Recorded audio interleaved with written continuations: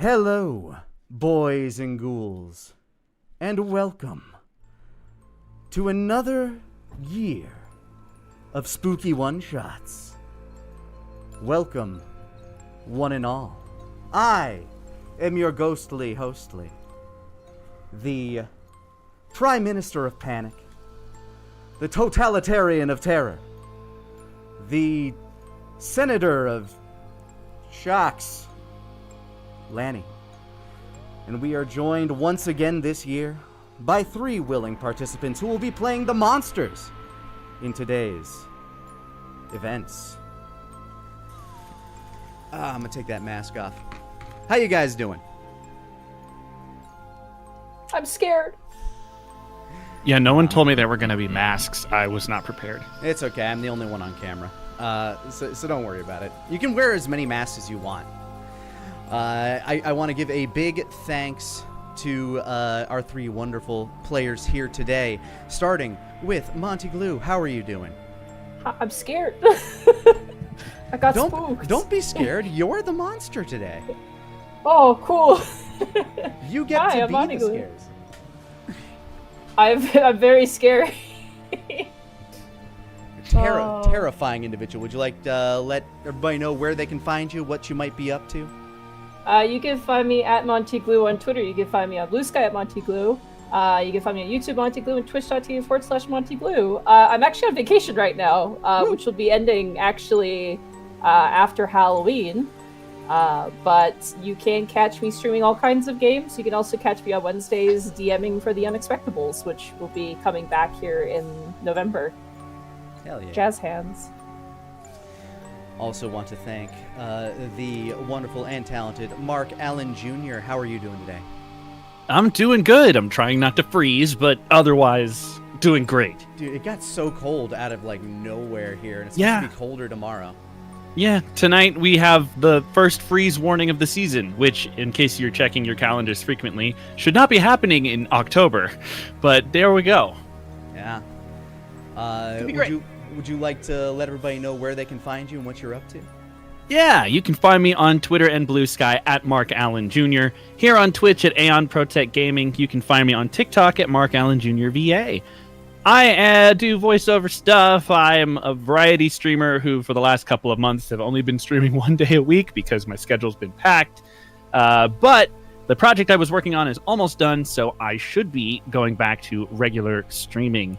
You can also find me on Wednesdays over at The Unexpectables when Monty hosts. And also this Wednesday doing the last episode of Ravenloft, and Saturday doing the last episode of Gobtober over there. Which Lanny and I, coming up on 3 years running, have not died yet.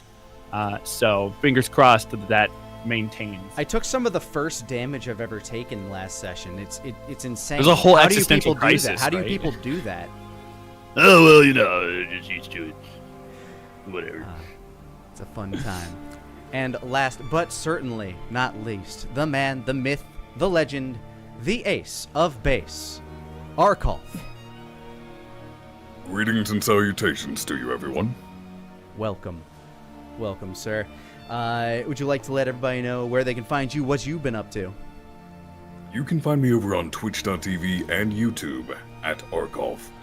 Lately I've been streaming through Spider-Man 2 and also Armored Core 6, both very good games. Hell yeah. But you can also find me on Mondays over on Monty Glue's channel, where Bosco and I torture her as she goes through Mass Effect, the entire series. Forget Jenkins, dude. How far in are you? You can never forget Jenkins. Oh gosh, where are we right now? She just got Morden Solus in 2. Yes. Okay. And I love him. He's the best. He's probably my favorite character thus far. Morden- so. Very Oh, early in the fantastic. game in 2. I just got. Oh wait, we just got Grunt. I just got my son. Yeah, my Ooh. not son. Yeah, that's right. Remember? Sorry Grunt is that we also haven't fantastic. been streaming. Sorry, I haven't been streaming that. I've been playing other things. But I hope you're all excited for what we have in store for you this year. For those that don't know, the Terror At series is my yearly Halloween one-shot where the players play as the monsters. They are the danger. They are the spookies. And we shall run through a scenario. And every year, I never know exactly what everybody's going to pick until I ask them, because it's always like, what creature do you want to play as? Or what monster, or what, horror archetype do you want to play as? And then I get to do this really fun writer's puzzle of how do I make these three things fit together in a narrative that makes sense? And this year, I will admit, was one of the easiest. Oh, really? Yes. Well, happy to make your job easier, Well, it's just like when I started hearing what you guys wanted to play, I'm like, okay, all right, I can work with that. I can work with, yeah. Like I find ways around it. It's always a fun creative writing exercise. But this year I'm pretty happy. This will be pretty tropey and honestly maybe a little familiar to everybody watching along, because I almost get to play I almost get to like kind of go to my roots and just kind of do what is essentially a parody of something that I've enjoyed since I was a child. So hopefully you all enjoy as well. Speaking of enjoy, I did learn something on Saturday. That apparently I've been boycotting games that I didn't have to. I heard that the voice acting union had approved a strike, but they are not on strike, which means I can, in fact, play Alan Wake and Spider-Man 2 at some point. So moving forward into November, expect those. In fact, I might play Alan Wake tomorrow night once I finish all my Halloween-y activities and get a jump into Alan Wake 2. You got Halloween-y plans? I'm going to be getting a bunch of stuff around my house fixed and feeding trick-or-treaters. I got a lot of people.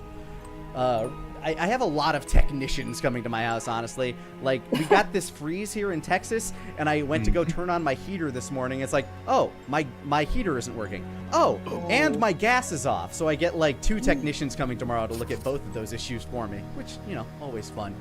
See, I secretly thought you were going to be luring children in with the promise of candy and having them fix things around your house. But their tiny little hands can get into the machines way better than mine. Right? And I think I live in a state where child labor is legal. Not sure They're also yet. way more pliable, They They're are. not as prone to breaking, so.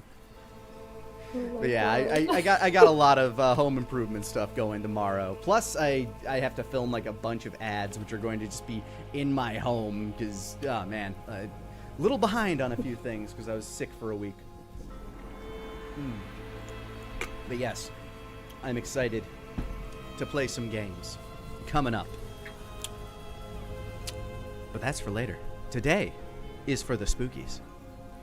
And speaking of spookies, we wouldn't be able to do these spookies without contributions from the viewers at home, including Shinzo122 with a 44 months of support. Happy anniversary to you. It's that time of year for the big spooks. Indeed, indeed. Hardison009, thank you for the 65 months. 65 months over 5 years. Hell yeah, dude. Thank you so much for the continued support. Much love. Morse's Snocks, thank you so much for the 56 months of support. Happy anniversary to you. Wedward45 with the 36 months. Hot damn, 3 full years. Happy 3rd year anniversary to you. Possibly my favorite part of every spooky month. Hell yeah, glad you've been enjoying. And yeah, anybody who wants to, definitely go back and look at the catalog of terror ats. There are certainly some standouts among them. Jeremy Thompson 529, thank you so much for gifting 5 subs to the community. Welcome to the Lanimaniacs and happy anniversary, you lucky 5 people gifted a sub by the very, very generous Jeremy Thompson 529. Also gifting a sub to Shadow Dancer Bob. Happy anniversary, Shadow Dancer Bob, courtesy of a very generous Bob. Jeremy Thompson 529. Hope you're enjoying the Halloween Eve, All Hallows Eve. Hope you're having All a good Eves one, Shadow. Hallow, maybe? Yeah, All Eves Hallow Eve. Ryu Chiha, thank you for the 50 months. Happy anniversary. Thank you so much for the continued support with Twitch Prime. That is a lot of months to stay on top of that Prime support. Much love, Rye. Always love seeing a terror at. Also, here's to 50 months. Indeed. Like Tabuya123, thank you for the 28 months. Oh boy, a story. I hope it's not scary. Nah. Bangarang Aliko, thank you for the 100 biddies. Just completed a 30 days of never before seen horrors challenge. My body is ready for the terror at one shot. I love these so much. I am immensely intrigued of 30 days of never before seen horrors. I'm guessing you mean like 30 days and you watch like one horror movie you've never seen before a day. But if it's just like, no, I'm going to go experience something terrifying every single day. Day 8, get lost in a cave. Oh, no. Man, like honestly, there is a like one thing that Blair Witch did very well is like getting lost in the woods. Yeah, no, that shit is scary. Oh yeah. Oh, dude, my favorite thing about the woods, and I say this with such heavy sarcasm, is that sometimes it just makes scary noises, and you have to just be okay with that. Mm-hmm. I remember when you had to describe that to Connor in Therapod. Oh yeah, they heard shrieking outside of my window, and they were like, it sounded like a woman being murdered, and they were like, hey Monty, we heard something outside your window. Do you want to explain what that was? I just shaked my head and went, oh, it's probably coyotes or something. Could be coyotes. Could have been a woman. I don't know. Turns out it was probably a mountain lion, so... It's a frost lass, let's be honest. Was that snapping of a twig something that was hunting me or something minding its own business? Hard to say. I have never ran so fast when I was walking. I used to take like midnight walks. Not a good idea, by the way. And I would be in like the dark of the woods walking on a trail. And then I remember hearing something run past me, like behind me from like one side of the woods to the other. And I turned around and saw like the foliage moving. And I went, nope, I'm going home. And I just turned around. I went right home. Yeah. Smartest choice you could have made. Yeah, I was like, no, I'm not dying today. Not like this. Bell X Arc, thank you for the 1,000 biddies saying, boo! Ha! You got me. You got me with your spooky generosity. Much love to you. Blindies play better than you. Thank you so much for the 20 months of Prime support. Happy anniversary to you. And Zombie Master 01, thank you so much for the 100 biddies. Mischief Night, woo! Happy early Halloween to the cast and chat. Wishing everyone the best. Well. With that, we have rounded down the bits and subs for right now. I do not have sponsors like the Unexpectables, but you know what? Do something nice for yourself. I'm telling you to treat yourself. Love yourself. That's what I'll say. Exactly. Express yourself. Express yourself. But with that, let us take a journey into the terror at McCobb Mansion, which will not start at the mansion.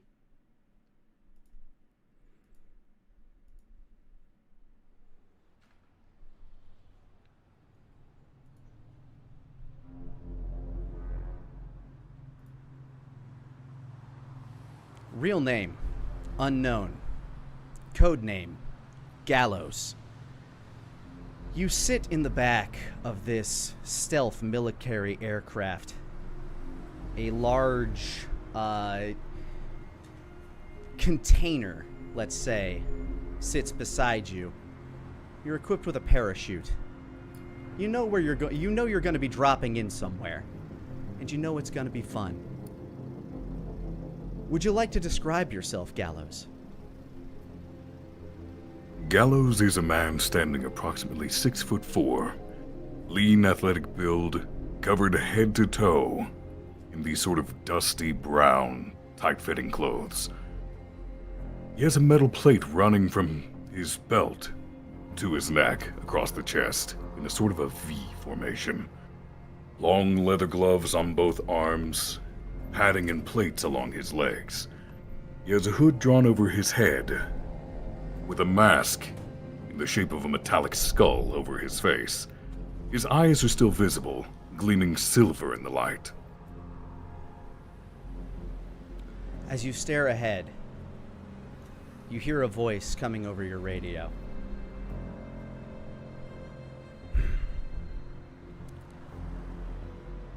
I hope you're ready for this mission. Your mission tonight is to locate Dr. Innsbar Carrick.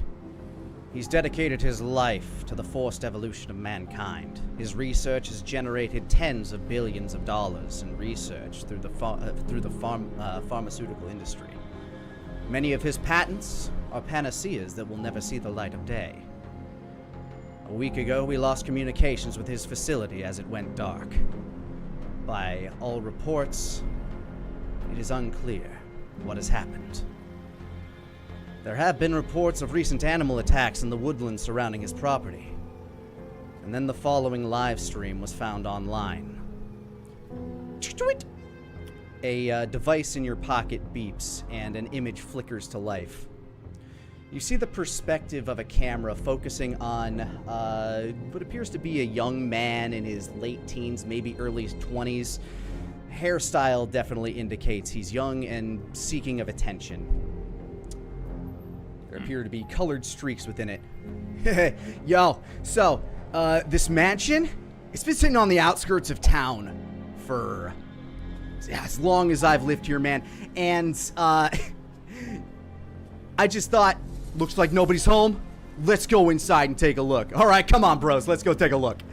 The image shows as he continues walking around the house, doing various crude dances in front of what looks to be very old and expensive furnishings. But in the background, while he appears to dab in front of a statue, you see a shape shifting, and the night shine of two animal-like eyes come into focus for you. Pandora, would you like to describe yourself? Pandora is a lithe creature just over 5 feet tall, but holding themselves like an animal, always coiled and ready to strike. Their skin is a pale ashen white, blue and green veins pulsing visibly underneath the skin, decorating sinew that dresses their body. Their head is bald, lacking any follicles to indicate any kind of hair growth. Their arms and legs sit exposed, save for spiky paddings covering their elbows, shoulders, and knees. Their eyes glow with a sickly, almost sea green color that seems to reflect light in a very unnatural way. Pandora, this creature that's patrolling your halls and making this ruckus, it reminds you distinctly of the ones in the white coats from the white rooms that you have liberated yourself and your kind from. It smells of them, although a little different. The chemical smell about them is less clean and more sweet, maybe aromatic. But their blood runs the same. That you can smell as you glean them from your hiding space in the shadows. He continues to make vague motions towards what appears to be a rectangular device sitting on a tripod. Come on, you can dab with me. Come on, everybody. You just hear him. You hear him speak to this device. Nothing appears to reply. Is he alone? He appears to be. Pandora will begin to stalk closer, a little curious as to the device that he's talking into, but ever vigilant, making sure that their movements are masked by the sounds around them. Go ahead and give me a wits roll as you stalk closer to this creature from the shadows. It's a total of 14. With that, nothing seems to notice you as you creep from the shadows to behind another obstruction slightly closer to them.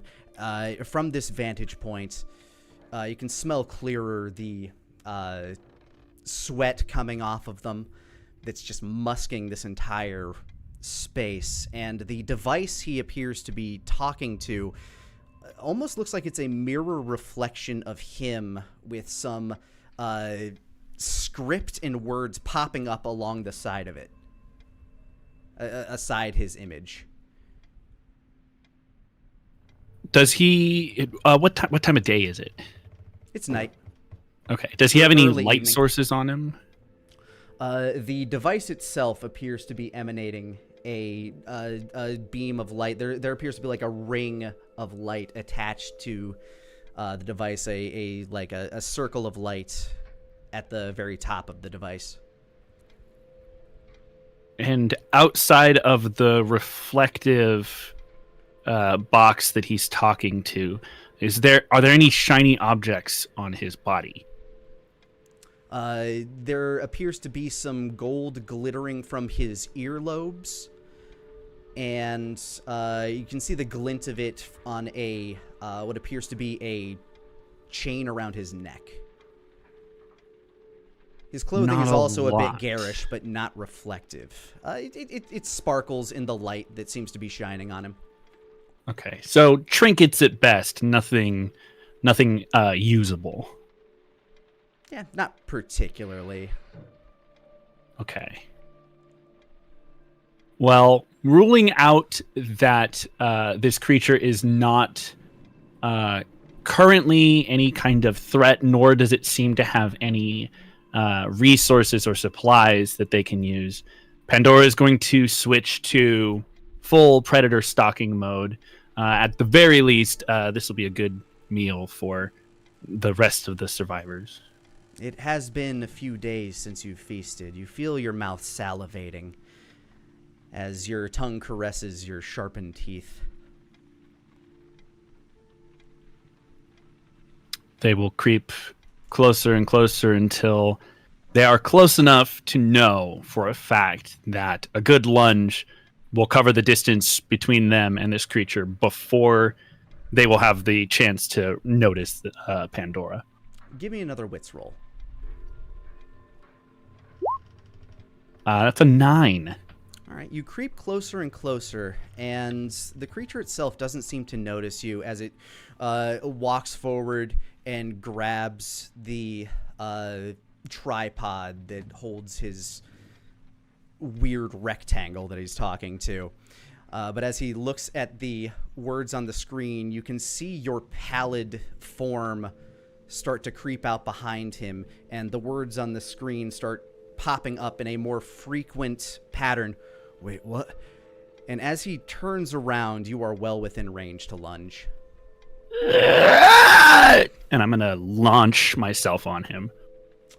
Give me a body roll +2 for him being unprepared. It won't let me add an additional one. There is a little buff/debuff thing over to the side. You can click that arrow up twice. Gotcha. Boop. That's another 9. You knock the phone, you knock the device out of his hands as you tackle him to the ground. He tries to push you off, to no real avail as your mouth sinks into his flesh. The arterial blood spray squirts all over the camera, and you begin to devour this man. As I do, I'll make it a note to pull the trinkets off and set them to the side, and also knock away the reflective box. So the last things you see from the clip you are witnessing, Gallows, is this creature as it starts to tear into the flesh of the young man in the video. Ripping off jewelry, tearing through, and just devouring the flesh before the camera itself gets knocked away and the image cuts to black. We managed to scrub those clips from most of the popular sites, but unfortunately you can't scrub it all from the internet these days. Once something's out there, it tends to stay, yes. Indeed. So it's predatory, intelligent. And it's not alone, as far as we are aware. Oh? Your mission is to enter this facility and locate Dr. Carrick and his research. His research more important than the doctor itself. You are to eliminate any evidence of his work there by setting the facility's power source to overload and self-destruct. We can leave no trace behind of what has happened. This job must be done quickly, as we have a mole in the Bureau of Unnatural, Mystical, and the Paranormal. And they have informed us that, and they have informed our upper echelon that they intend to send a special task force to investigate. To help handle them, we provided you with bioweapon Delta CK. It should provide ample assistance to handle anything Bump can throw at you. I warn you, once it has awakened, make sure to use the activation phrase, "The Curtain Killer kills discreetly," or it may attempt to crush your skull. Bing! Bing! Bing! A red light flashes above the hatch door at the rear of the plane. Stick to your mission, Gallows. Use what resources you have at hand. This job will be done. You have no worries about that. Of that, I am most sure. And the back gate of the plane begins to open up as the air swooshes around you. Does the container containing the bioweapon start to move? It does. You can see, you can hear some like hydraulics beneath it as it starts to kind of load onto a loading track. And it starts to make its way towards the rear hatch that is opening up. Alright, then I will follow along with it, and as it starts to tip over, I'll just hitch a ride with it. There are some protruding poles along the outside of the container. They look to be handles that were used by to maneuver the crate onto the plane. And as it tips out, you go along with it, falling down, down, down towards the ground beneath you. You see a large, like acres and acres of woods surrounding a lonely road. And at the very end of that lonely road stands a mansion. And as you get within range, the you deploy your parachute, and the chute atop the canister you're next to opens shortly thereafter. Good. And you land on the hallowed grounds of the McCobb estate. Easier to hide a single silhouette against the night sky than two different ones. That was my plan there.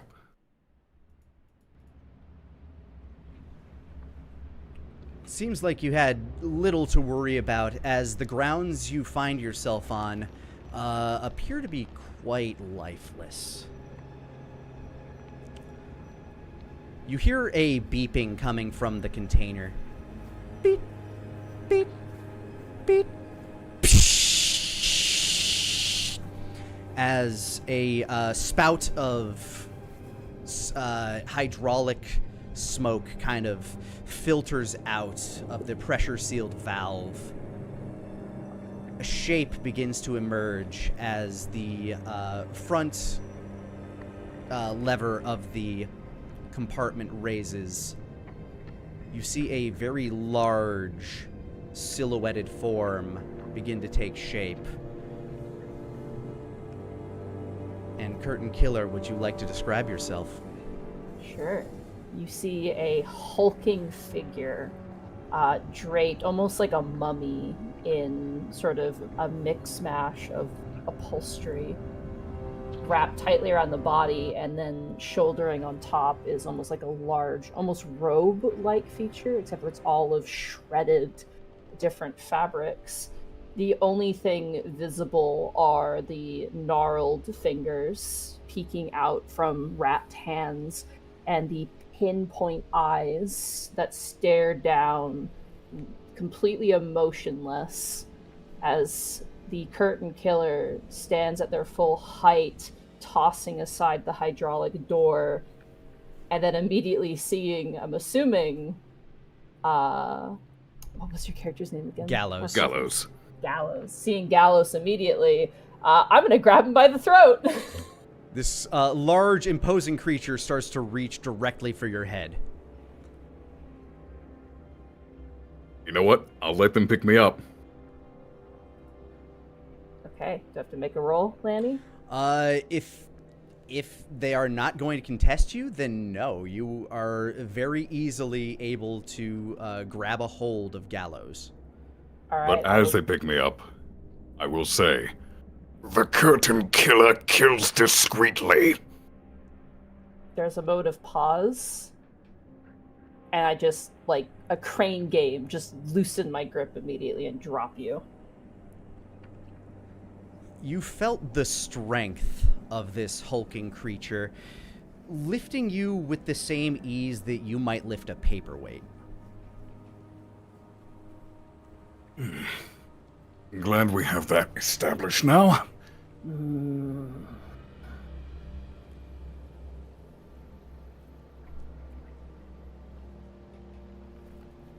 Curtain Killer, you find yourself in what appears to be the edge of a forest.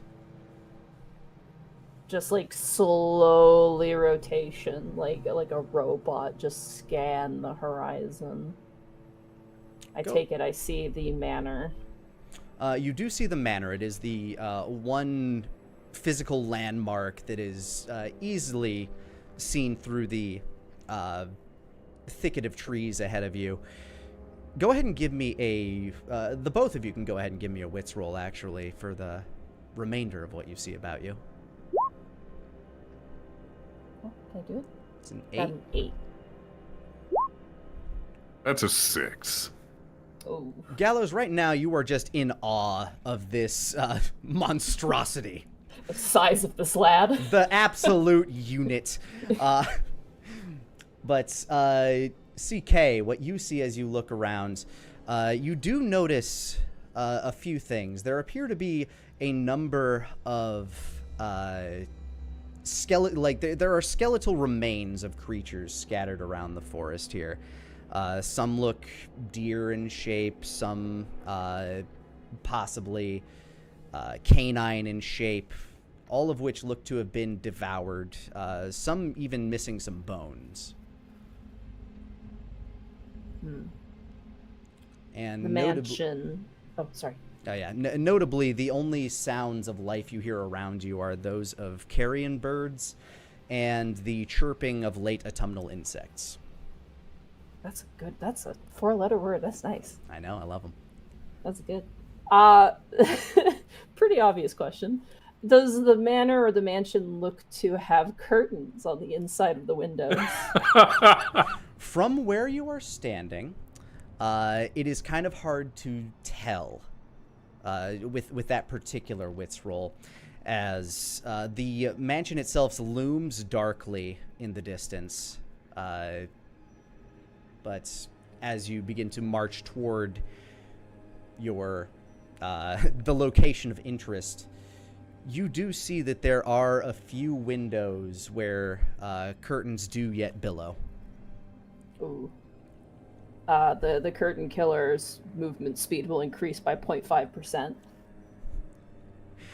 So it goes from a stomp, stomp, stomp to a stomp, stomp, stomp, stomp. Exactly, yeah. I'm going to take advantage of the noise and hang back a bit to follow. Just going from tree to tree, letting them be a giant distraction. Absolutely. You hang back from the curtain killer as it stomps towards the manor home.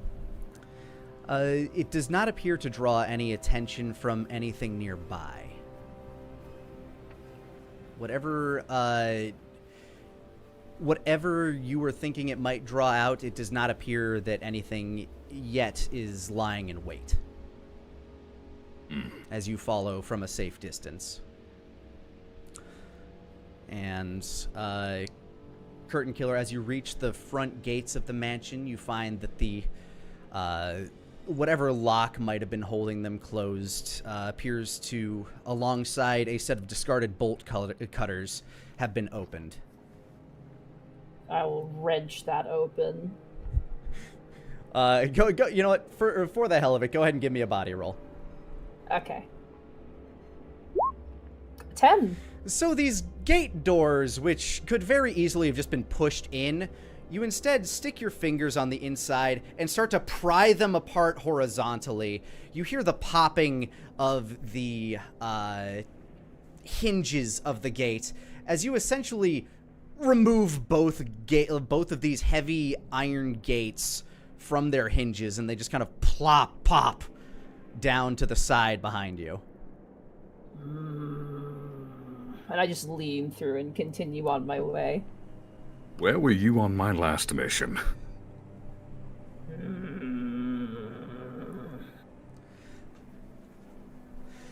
As you make your way up the front steps of this manor home, I suppose I could put that on screen for you as well.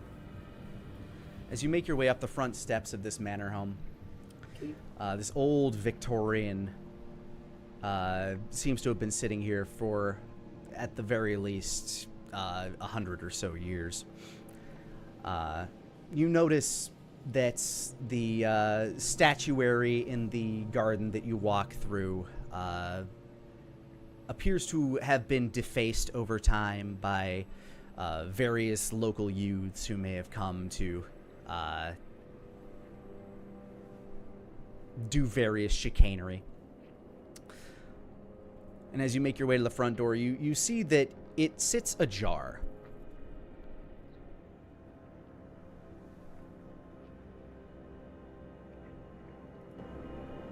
At this point, I'm going to move forward ahead of CK. This Not that is a hard. moment, I'm very slow. this is a moment that requires a touch of deft. So hang back if you'd be so kind. As I slowly open the door, I'd like to take a look inside. Just peering around corner if I can. Sure thing. It's dark, but the lenses in your visor do offer a solution to that, as they flick through a few modes of vision, both infrared and night vision, that allows you to see into this darkened house fairly easily. Go ahead and give me a roll plus wits, and if you roll low on one of the die, you can choose to re-roll the lower die. Gotcha. That is an 11. Unnecessary. As you glance around, sure enough, one of the easiest things for you to spot in the grand entryway of this old antiquarian Victorian manor is the dry, still somewhat wet but mostly dried, a pool of blood that once belonged to the man you likely saw in the video clip. The body itself appears to have been moved. Considering the creature was eating it, that tracks. Though at the moment there appears to be no signs of life. Then I would like to quietly creep in. Go ahead and make me a wits roll, too. That is a partial success. 7. Alright, you creep your way in, and as you step in, you do hear the creak of a floorboard underfoot. And to that Pandora, I want you to make a wits roll. That is also a 7. Oh my god. Having finally consumed the remainder of your prey, you think you hear something. It rouses you from your rest. But you're not sure if you heard something. They'll sort of perk up a little and listen and see if there are any follow-up sounds, or if it... I imagine this place has a history of making strange sounds, but usually it's like one sound and then nothing. Yeah. So they'll sit and listen to see if it's the same. Yeah, this place creaks. I mean, it's old, and it's made of wood. Curtain Killer, would you follow the order or would you move ahead? If there's curtains, I'm beelining it to the curtains to admire. Then I was about to say, just imagine them do you- stomp, stomp, stomp. yeah, do you even attempt to mask your presence following the lead God, of the person ahead of you? no. Okay. Absolutely not. Then sure In the moment enough, they start stomping, I'm gonna go invisible. then sure enough, Pandora, as you listen, was that sound?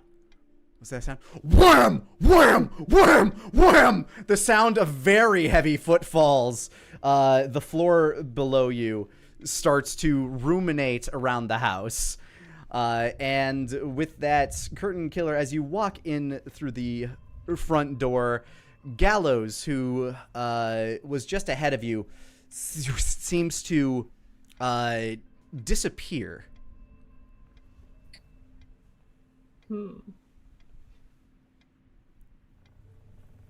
I don't care. I want to look at the curtains. Are they good? You make your way How- over to the curtains. You know what? On a scale of 1 to 10, you know, they're not silken. They appear to be linen, but they are definitely durable. Oh, They are sheer on the inside, but they have like kind of a embroidered sort of border to them. oh, beautiful. I'm gonna grab some of them and just rip them off. Whatever they're being held on. And Pandora, as you're now definitely sure something's there, you also hear the sound of what appears to be a dowel rod clattering onto the ground. As Curtain Killer, you pull on these curtains until the dowel rod that is holding them above the window pops off of its its brace and clatters to the ground with a ting ting clang clang clang. And I will add it to my collection. You have added another curtain to your attire. The world's angriest seamstress. Now to kill someone with it to really, break it in.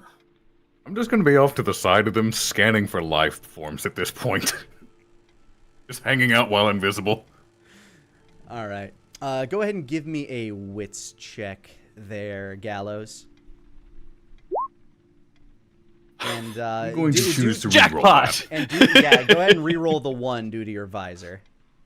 With that, just go to the little dice thing. Yeah. That'll be a 5. So So that 4 is plus now 5 nine- is 9 11. plus 2 is 11. All right. Your new result is an 11. Pandora, would you have snuck down for a closer look? This was on the floor below me, right? Yes. Yeah. You have decided to make one of the place that you hide out and shelter on the 2nd floor. It's a cozy space. It's warm. It has many soft things in it, and it is away from the ground level where, the elders, if they wander back in from the forest, tend to linger.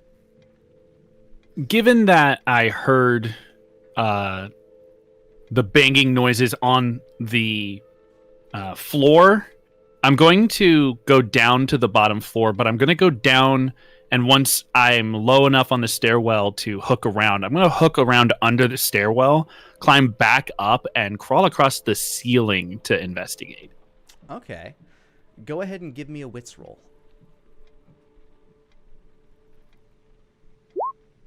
That's a 10.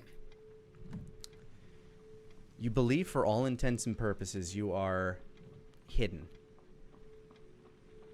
But Gallows, as you stand in the shadows, the shadowy corners of the room, hidden from sight by your cloaking device, and just taking a scope of the room with your infrared visor, you do see a shape start to peer over what appears to be like a low-hanging section of like a door frame on the ceiling. Pandora, you see a massive creature, what must stand at least 8 feet tall and looks almost 6 feet wide, fashioning itself a new like strand of clothing from what appears to be the curtains that were hanging from the window. Ah, another gatherer. Furthermore, Gallows, you do hear something, the sound of voices from outside. Can I tell what they're saying, or is it just general noise? Go ahead and make me another wits check. This one is more auditory than it is visual, so. 12. Yes, you can very well hear them. It appears to be a female voice conferring with a male voice. The female voice saying, I know that clip isn't exactly viral, but if there is something dangerous here, we need to be able to report it. Now, how much film do you have left? The man would reply, I mean, I've got enough to take some shots. There's a lot of skeletons around here, animal skeletons, but, I mean, this is all just an elaborate prank. Did we have to come here at night? Did you see that gate? It looks like somebody rammed a truck through it.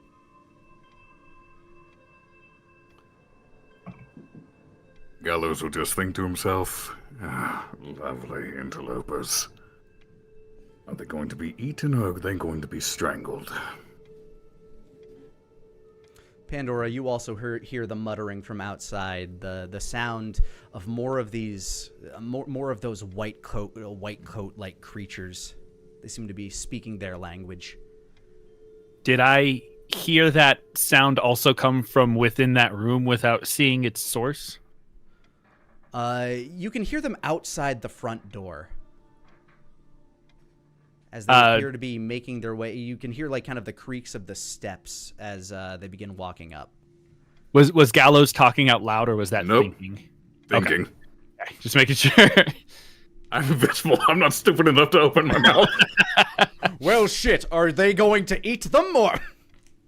Go ahead, Monty. No. You go ahead, Mark. I was going to ask, does Curtain Killer notice and or react to the voices? Curtain Killer, give me a wits roll. Okay.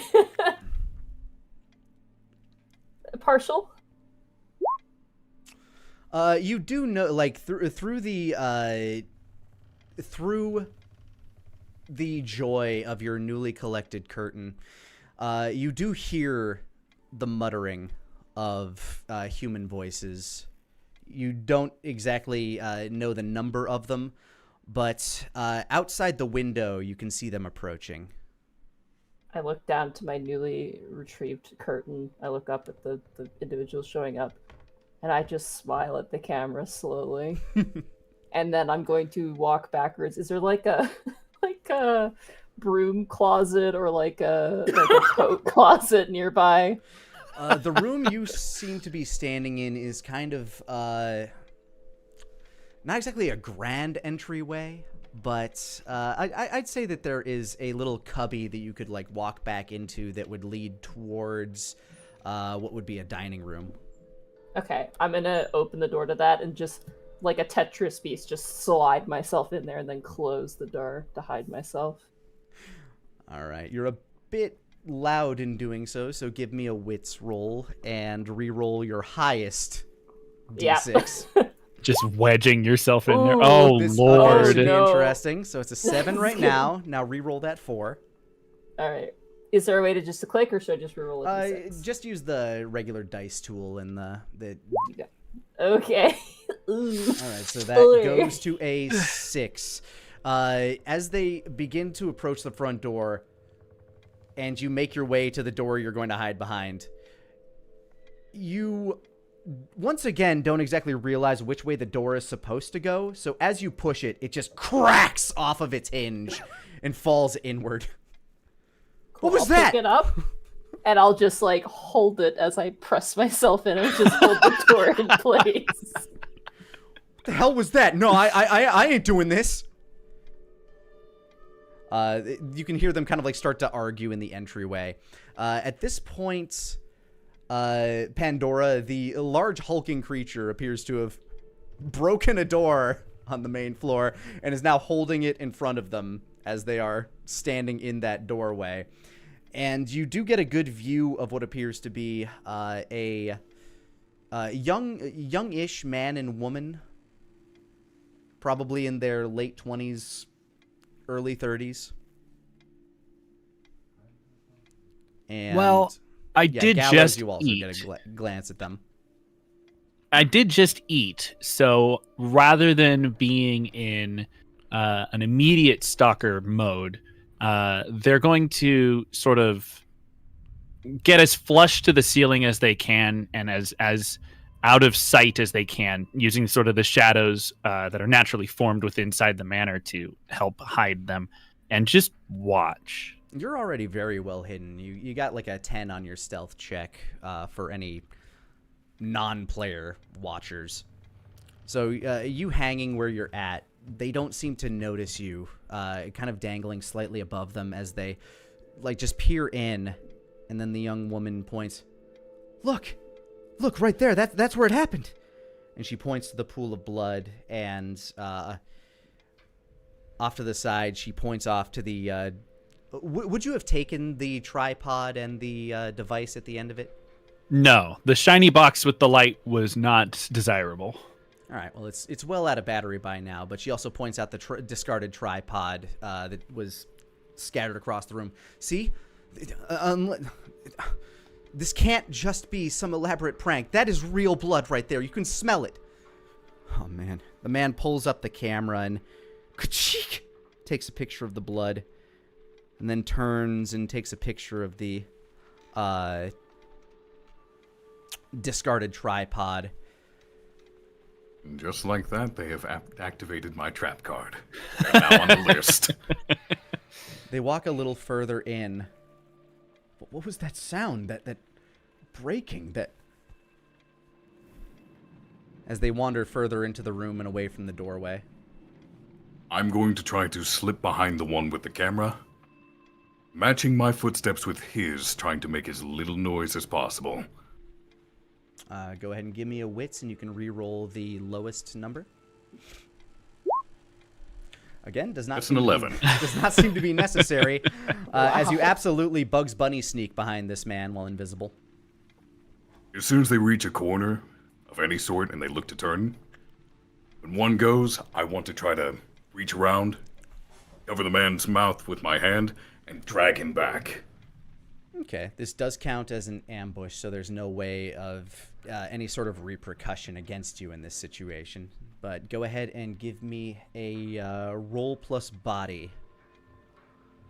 To that extent, not being able to see him, but seeing the two creatures walking through, Pandora would like to stalk them as well. Which one of them, given that one of them, how big is the camera that the cameraman is holding? It looks to be like a DSLR. Just to you, it looks like a box with a really funny cylinder sticking out of it. Okay, so would you say he looks more encumbered than the young woman? Slightly, yeah. She seems to have what appears to be a messenger's bag on her side, and she's taking notes in a notebook as she's like looking down and like looking around the room. Okay, I would like to stalk the young woman who would be more likely to run away first. She does seem more lithe, yeah. But Why? That's so perfect for strangling. Roll plus body is 10, by the by. all right. So you are correct. I'm getting into character, No, Mark. you're great. Leave me No, I'm alone. with you. I'm with you. I want to be spooky. And, You are. You're in a very spooky closet. And It's so spooky. Pandora, go ahead and give me a roll plus wits as you sneakily crawl along the ceiling. Is that wits? Yep. Oof, a 9. You begin to sneak, and you feel very comfortable about it until a dark shape, the shape of another one of those creatures, kind of pops out and grabs the man with the box and cylinder on it and starts to drag him away. As the man like begins to inhale so he can't make any noise. A hand covers his mouth and he's dragged back into the shadows of the nearby den, which seems to actually give you a bit of a start, and you grab a little tighter onto the ceiling than you intend, which makes the woman begin to kind of turn as this combination of sounds kind of sets her. And the first thing she sees is that a shadow appears to have dragged away her cameraman. So she drops her notebook and begins to kind of walk backwards instinctively towards that broken door. I'm gonna immediately pop out, and I'm gonna take my new curtain and just like internally, I'm like, yes, the perfect day, new curtain, person to strangle, hell yeah! And I'm gonna try and strangle her, like surprise her and wrap it around her neck and start to strangle her. Go ahead and give me a roll plus body, CK. All right, roll plus body. Mm-hmm. Okay, it's just a body roll then. Yep.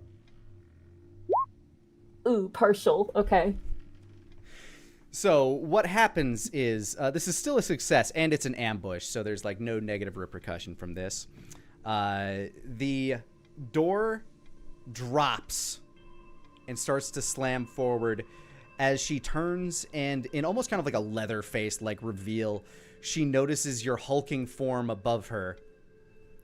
As you drape the curtain around her neck, she starts to try to run, but as she runs away, you're able to get that extra loop around, and you can pull it as tightly as you want as you feel the general delicacy of these creatures as she squirms and writhes as you lift her into the air. In my brain, I like assess the curtain, like, ooh, dimity, double linen, perfect, and I just keep tightening until she just stops moving. You pull tighter and tighter and tighter, kind of testing to see the limits. Exactly like, you know, how delicately can you do this? But it's been so long, you're just so excited that I'll say the effect of that 8, you do it quicker than you'd like, and crack! Her head tilts to a 40, like kind of a 80-degree angle backwards. Her eyes I look turn disappointed. Yeah, her eyes immediately shoot with blood. Her legs kick once, twice, and then cease.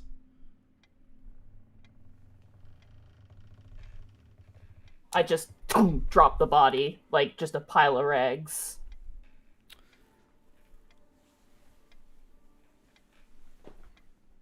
Pandora, the creature that you witness do that, it gives off an interesting scent. One almost similar to your own kind. Would you say it's a comforting, welcoming kind of thing? Or more just familiar? It's a familiar scent in a way that you might find not necessarily disarming, but a little bit comforting. Kind of freezing for a moment as one of the prey was dragged off invisibly into the darkness, and the other was just completely ended very quickly and cleanly by the large creature. Pandora will kind of grip the ceiling in the position they were before, and then sort of lower down very quietly and very limberly, just sort of hanging from just their claws on their hands before dropping to the floor about 10 feet away from this lumbering form. Essentially no longer hiding. Right. So while Gallows is still dealing with the cameraman in the shadows, CK, you see another creature, also lithe, but with more like musculature and a lot of sinew, and glancing it and just kind of sensing it, it too fills you with kind of a sense of almost familiarity, not necessarily like actual relation, but I like to imagine, like, in its place, like, if I feel a familiar kind of, like, feeling. It, like, gives off the smell of a Joanne's fabric. Little do you know, before you were the curtain killer, you were just a disgruntled Joanne's fabric employee. Until my true calling came to me, and I knew. That's actually terrifying. That's a little scary, yeah. Excuse me, can you cut this fabric for me? I look towards this creature. How strangleable does its neck look? Does the feeling of familiarity override the quality of neck on this creature? Pandora, how strangleable is your neck? I would say that their neck is very thin, seemingly mostly comprising enough material to protect the spine, and that's it. It does seem like an oddly durable creature, but you're not sure how much satisfaction you would get out of the act of killing it. Yeah, that'd be pretty instant, I think. I don't want to kill your character, Mark, but at the same time, that head and neck be looking kind of juicy, though. Well, as you look towards them, they will sort of cock their head very quickly at an odd angle, trying to get a better look at you, and sort of let out a few very sort of confused and inquisitive sounds. Meanwhile, while these two are kind of Michael Myers head tilting back and forth, Gallows, you have dragged the cameraman off into the shadows. He is struggling in your grip, but has been taken by such surprise that there is not much he can do about it. You see, two schools of thought are in my head right now. One, I could just snap his neck and be done with it. Two, I assume, did he see what happened to his compatriot as I dragged him away? It does appear that he did, because as you basically pulled him in a straight line away from her, and as he was being pulled away, he was able to get kind of a breath in as the curtain killer walked out from the doorway and began to strangle that woman. You heard him mutter,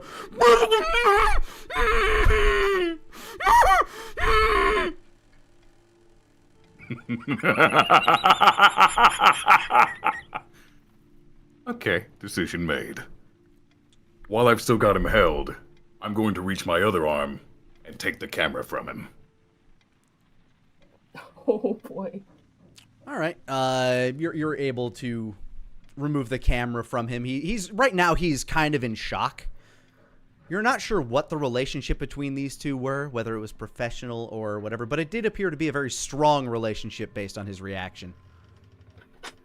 Then I'm going to lean down right next to his ear and say, I saved your life just now. So if you'd like to repay me, I suggest you run as fast as you can and pray they do not see you. You will speak of nothing you saw here. Am I clear? As you continue to hold your hand over his mouth, I'm guessing he just slowly and shakily nods his head. Good boy. Now run fast. They might see you. And I'll let him go and back off. He begins to run. The noise his clopping feet make is immediately noticeable to both Curtain Killer and Pandora.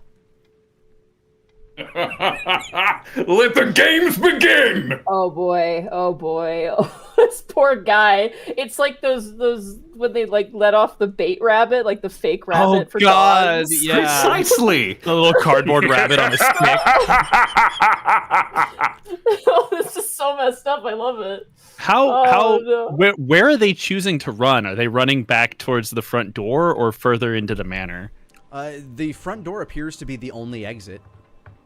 So they're heading for the door? Yeah, which is Getting right next to the two monsters. Which at the moment is slightly behind you, Pandora. If you would turn, you would see his form as his eyes are just focused on the door. They look at you for a moment, full of terror, as he tries to book it through that door. That moment is too long. Pandora is going to lunge for him. Make me a roll plus body. That's an 11, as instantly from the curious chirping, once again, and they're going to dive towards him. Yeah, you give him this vicious spear as you kind of like tackle him to the ground and immediately sink your teeth into the side of his vulnerable neck, ripping open the carotid artery.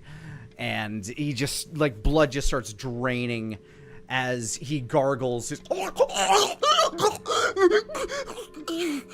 His feet and arms tremble in shock as the blood in his face leaves him pale. While the body is still warm and possibly not yet fully dead, Pandora will release his neck, sort of stand up, grabbing him by the throat, and drag him back towards the large creature that they just met, and sort of push it towards them and then back away as sort of an offering.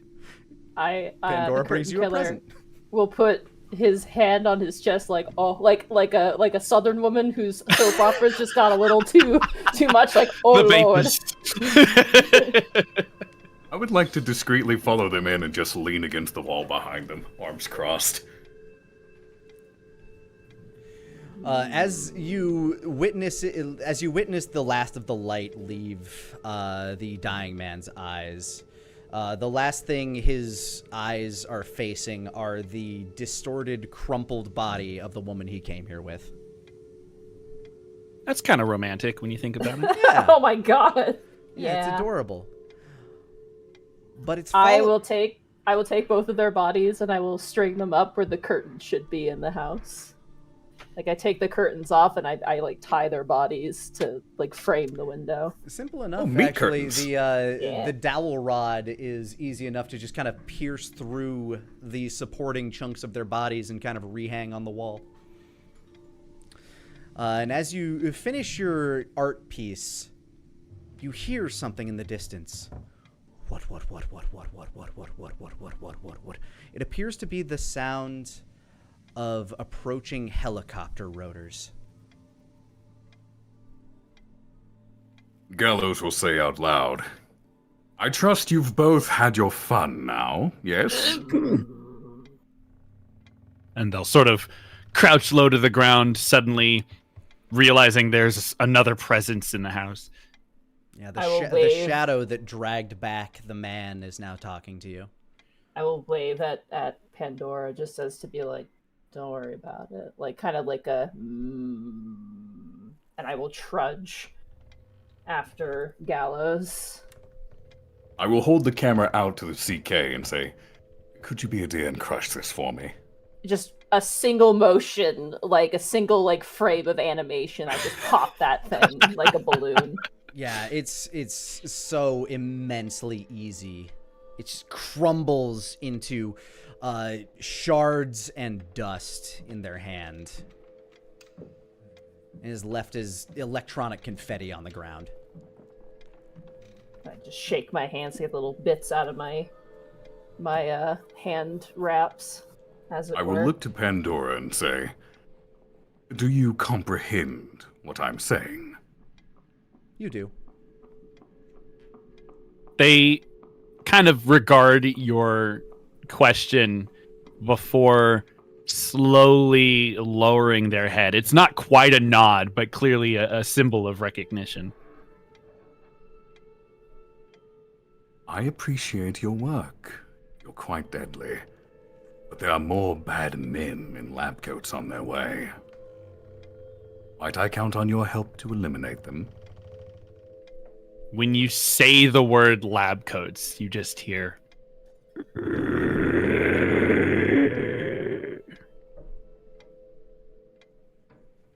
Given the mission briefing, that the doctor was working on forced evolution and seeing this creature, I kind of put two and two together. Test subject. Let's capitalize on that. Mm-hmm. Nice. This one appears to have liberated itself from the lab, meaning it knows where the lab is. And if you take me to where what happened to you took place, we can make certain it never happens again. I do remember where it is, right? Oh, yeah. Yeah, it's very easy for you to remember.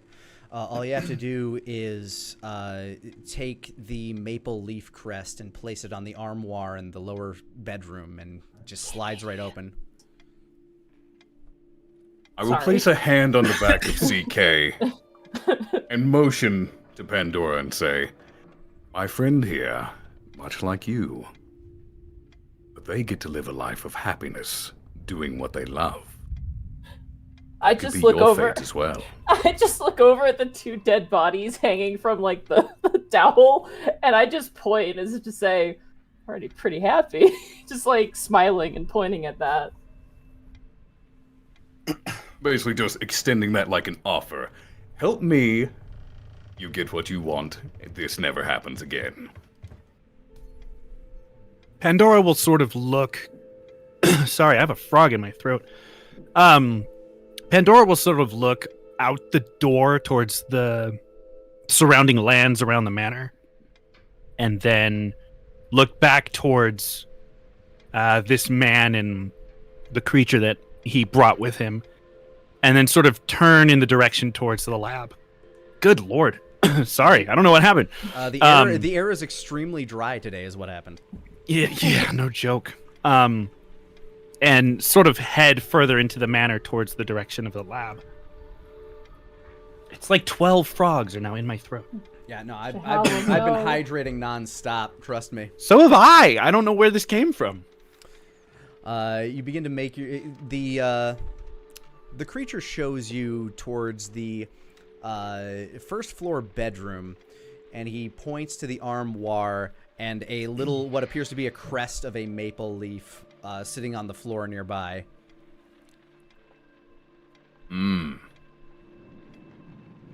Is there any visible spot to slot that crest? Yep, looks like there is a hollowed out slot that fits exactly that. Then I will place it where it goes.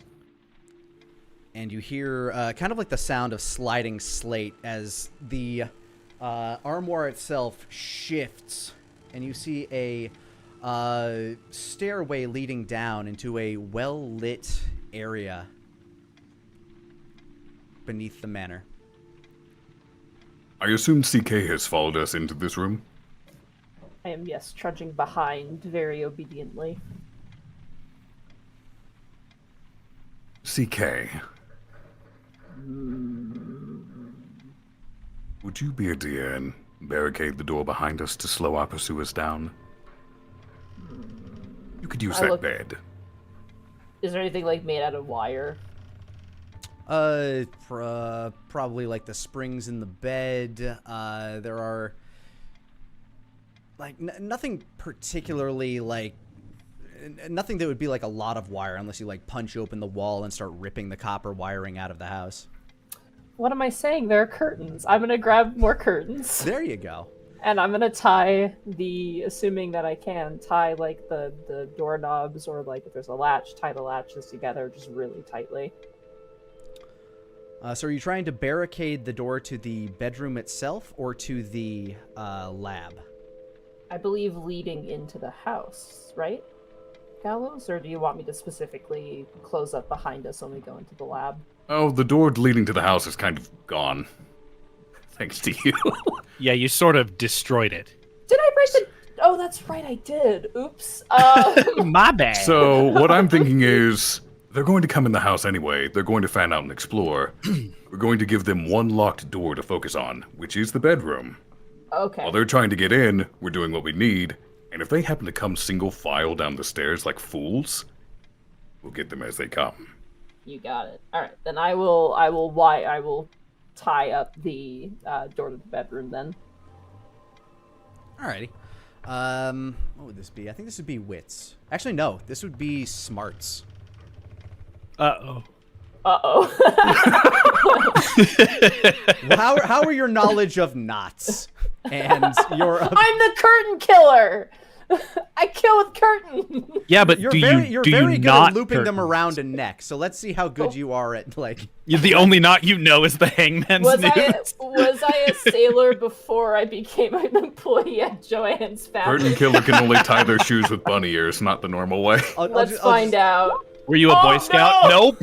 Nope. So, as the other two descend the stairway, you stand there, you look at the door, you look at like the linens and stuff that you have at your disposal.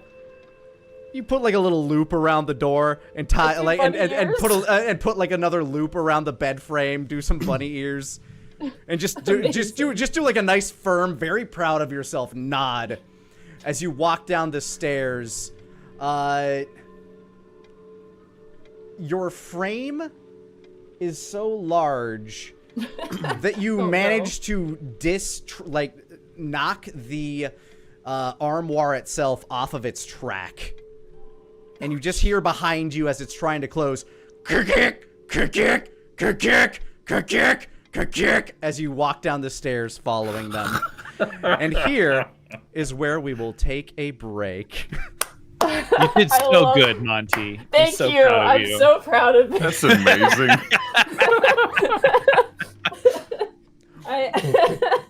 Thank you for entertaining this, Lanny. This is amazing. Oh, absolutely. So- I'm loving this so far. The evil Joanne's employee. It's kind of sound. As you walk down into this facility, you find yourself in what appears to be a room just filled with computers and cubicles. The place still seems to be humming with electronic activity. This appears to be a space for data entry and any sort of collected research and notes. Yeah, research center and data entry. Scattered around as you walk between the cubicles and the walls and the halls of this particular space within the laboratory, you find the skeletal remains and shredded clothing of many of the former data entry employees and scientists that used to staff this facility, along with various dried pools of blood. To Pandora, this is all very familiar of your liberation. This was a area of great chaos. Many of the skeletal remains appear to be gathered near the security door that you walk through upon entering. My, oh my, you have been busy.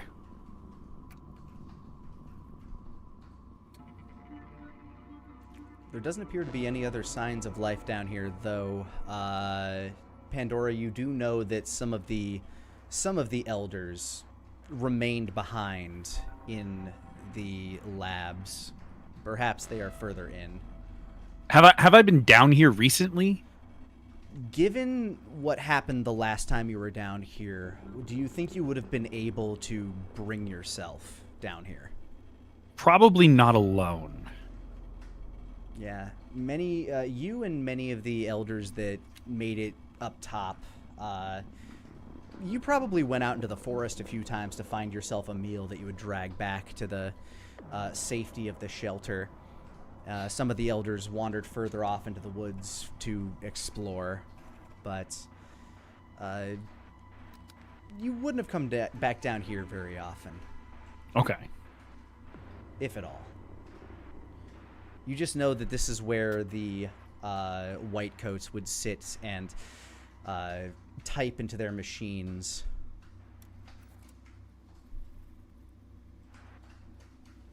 As they're walking through, they don't really seem to be lingering on any one thing for very long.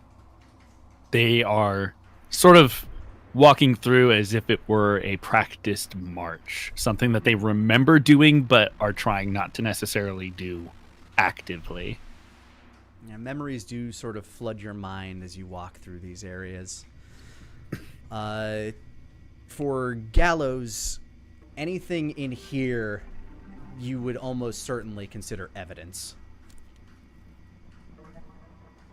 And from what I remember from the mission briefing, is we need to find the power source, set it into overload, and burn the whole fucker down. Which no doubt would be in the control center. I would like to flip my visor into infrared, so I can see all the electricity that's generating heat and try to follow it back to its source.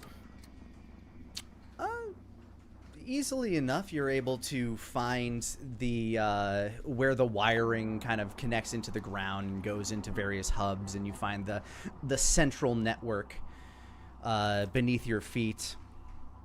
It's actually a very simple line for you to follow that leads back to a large security door at the back end of this facility. Pandora, the door that was once opened by you and by the fleeing scientist does appear to have resealed itself. Resealed itself? Yeah, it does appear to be closed, this large metallic door. They'll sort of stop and stand up and sort of point at the door, indicating that that's where we need to go. The curtain killer will walk over to the door. Are there any finger holds at all? Or is it, like, flat? It does look like it is a sort of elevator door where there is a seam at the center. Your big, bulky fingers might have a hard time getting in there, but you might be able to work some magic. I'm sorry, my brain is going to a scene of Mr. X literally, like, prying open an elevator, and I want to do it so bad. Can I try? If you wish, you may make a body roll. Come on. You body that door, Monty. Okay, partial success. You're able to slam your fingers into the seam, and you begin to pull.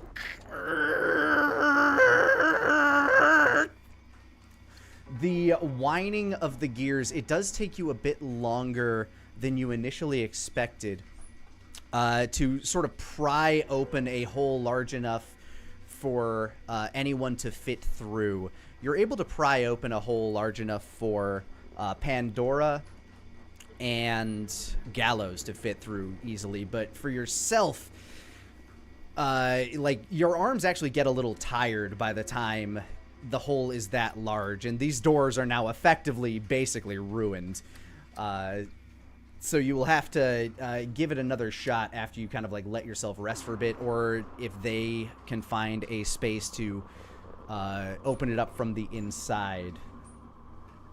I will kind of, like, breathe heavy and then just step back so they can move their way through, and I'm going to stay behind until such time as they can find me a way in. Which I will try to look for immediately. Once you crawl your way to the inside, your infrared does pick up a few life forms wandering around what appears to be the laboratory area in general. And Pandora, this is where you would have left some of the elders that had stayed behind as they decided to hunt down the remaining scientists hiding throughout this area, though at this point it has probably been about a week since they have fed. Uh-oh. Pandora will step in front of God, I just keep forgetting your Gallows. name. Gallows, thank you. I should be able to remember that. Pandora will step in front of Gallows and sort of look back at them, kind of dipping their head low but meeting his eyes, and then will sort of hunch over and take a few tentative steps further into the lab. You see like 5 or 6 of them kind of like huddling over this way, trying to figure out exactly what that creaking noise was, and they start sniffing the air as they noticed Gallows and you. You can see their mouths are kind of agape. They're salivating at the thought of another meal. And as they notice the humanoid shape behind you, Pandora, they begin to creep forward. Some of them start taking kind of like a stalking position, hiding behind some of the desks, clearly in stalking mode. Now, these are creatures that you can communicate with directly. Yes. Pandora will sort of stand to their full height. Gallows will just hear sort of a quick, like almost a barking noise, just like a... And this will be more of to these creatures, sort of a stop friend kind of thing. All right. With that, go ahead and make me a charm roll. Oof. With no disadvantage, but also no advantage, as they are ravenous. That's a 7. A few of the ones that were creeping around stop and heed you cautiously, though you don't see all of those that had crouched and gone hiding stand at attention. It seems some of them are willing to hear you out. You're not sure if the ones that are still hiding are willing to hear you out or if they are still on the hunt.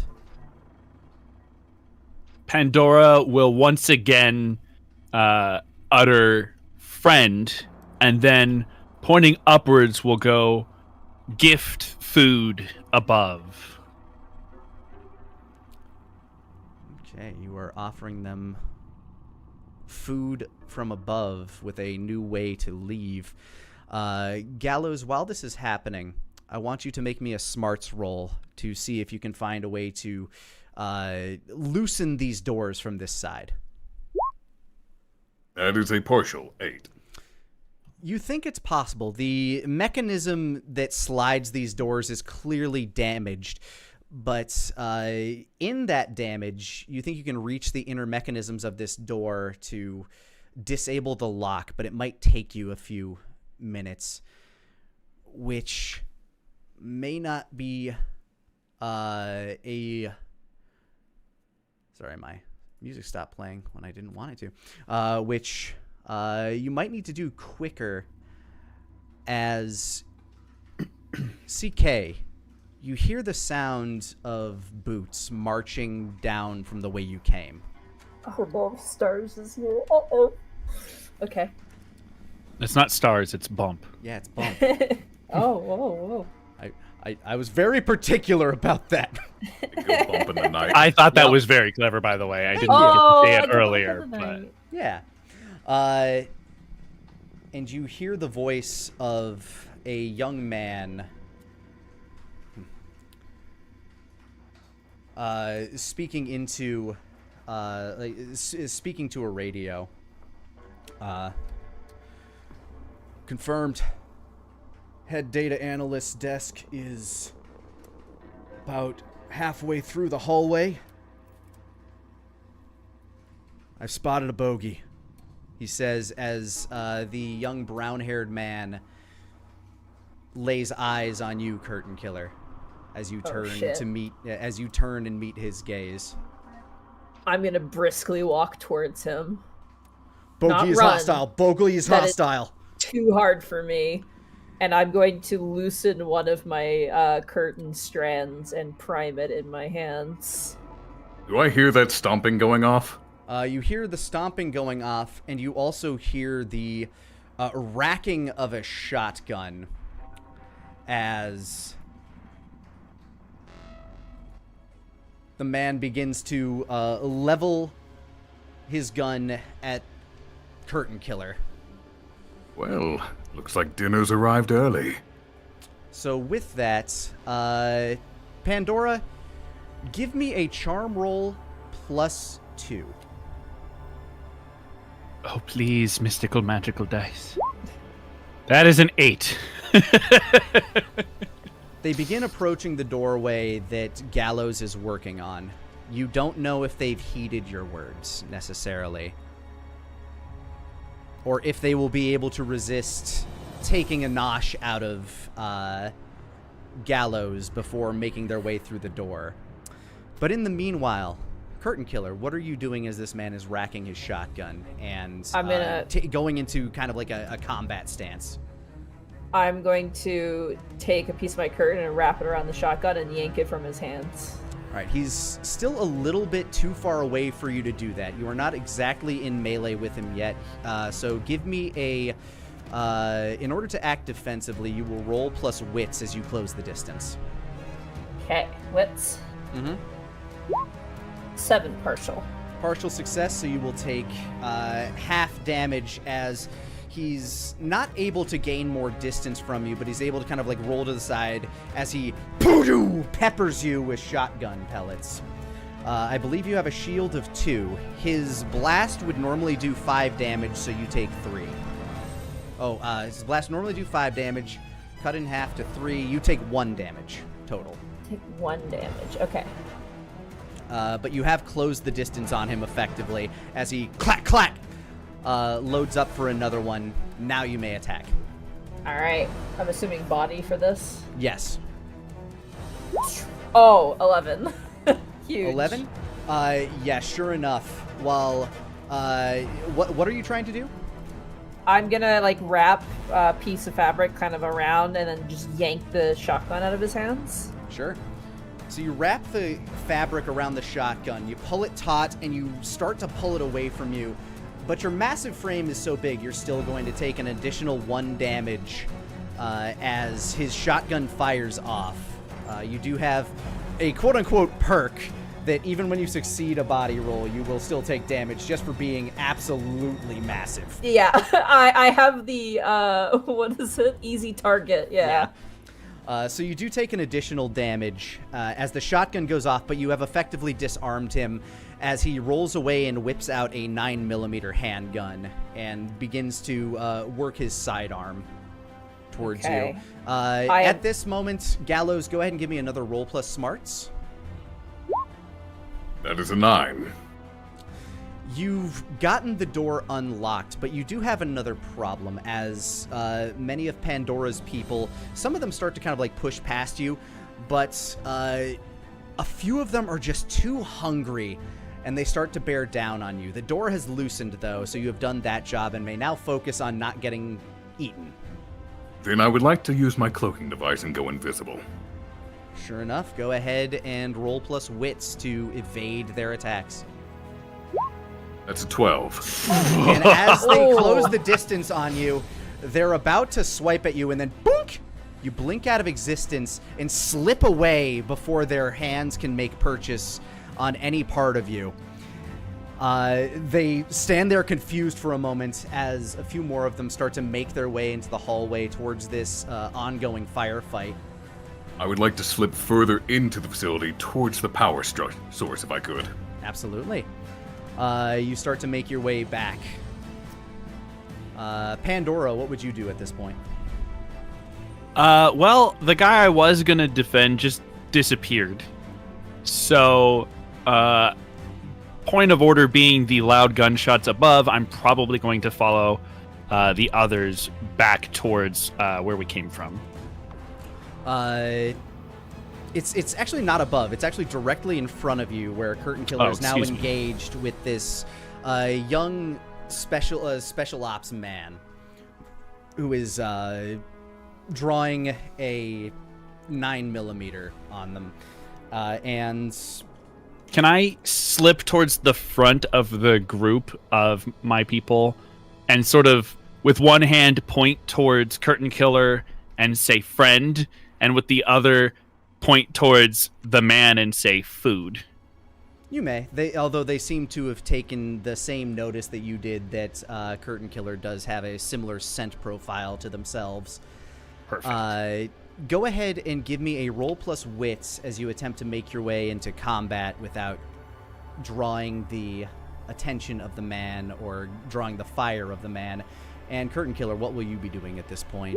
I'm gonna grab this man by the head, and I'm just gonna crush him like a grapefruit. All right, give me a roll plus body. You got it. That is a 7 for Pandora, by the 7? way. Alrighty. 7. Okay. So the order of events are as follows. As the man is still very much focused on the primary threats of Curtain Killer, he notices the ads that are now streaming their way towards him, and he brings up his gun, and while you don't get a full grip on him, Curtain Killer, he starts to take a few shots. As you take your swipe at him, you manage to like slam him across the face with your hands, and he does take noticeable damage from that as he fires 1-2 shots into your torso. With your damage mitigation, that is an additional 2 damage that you take. Oh boy. Uh-oh.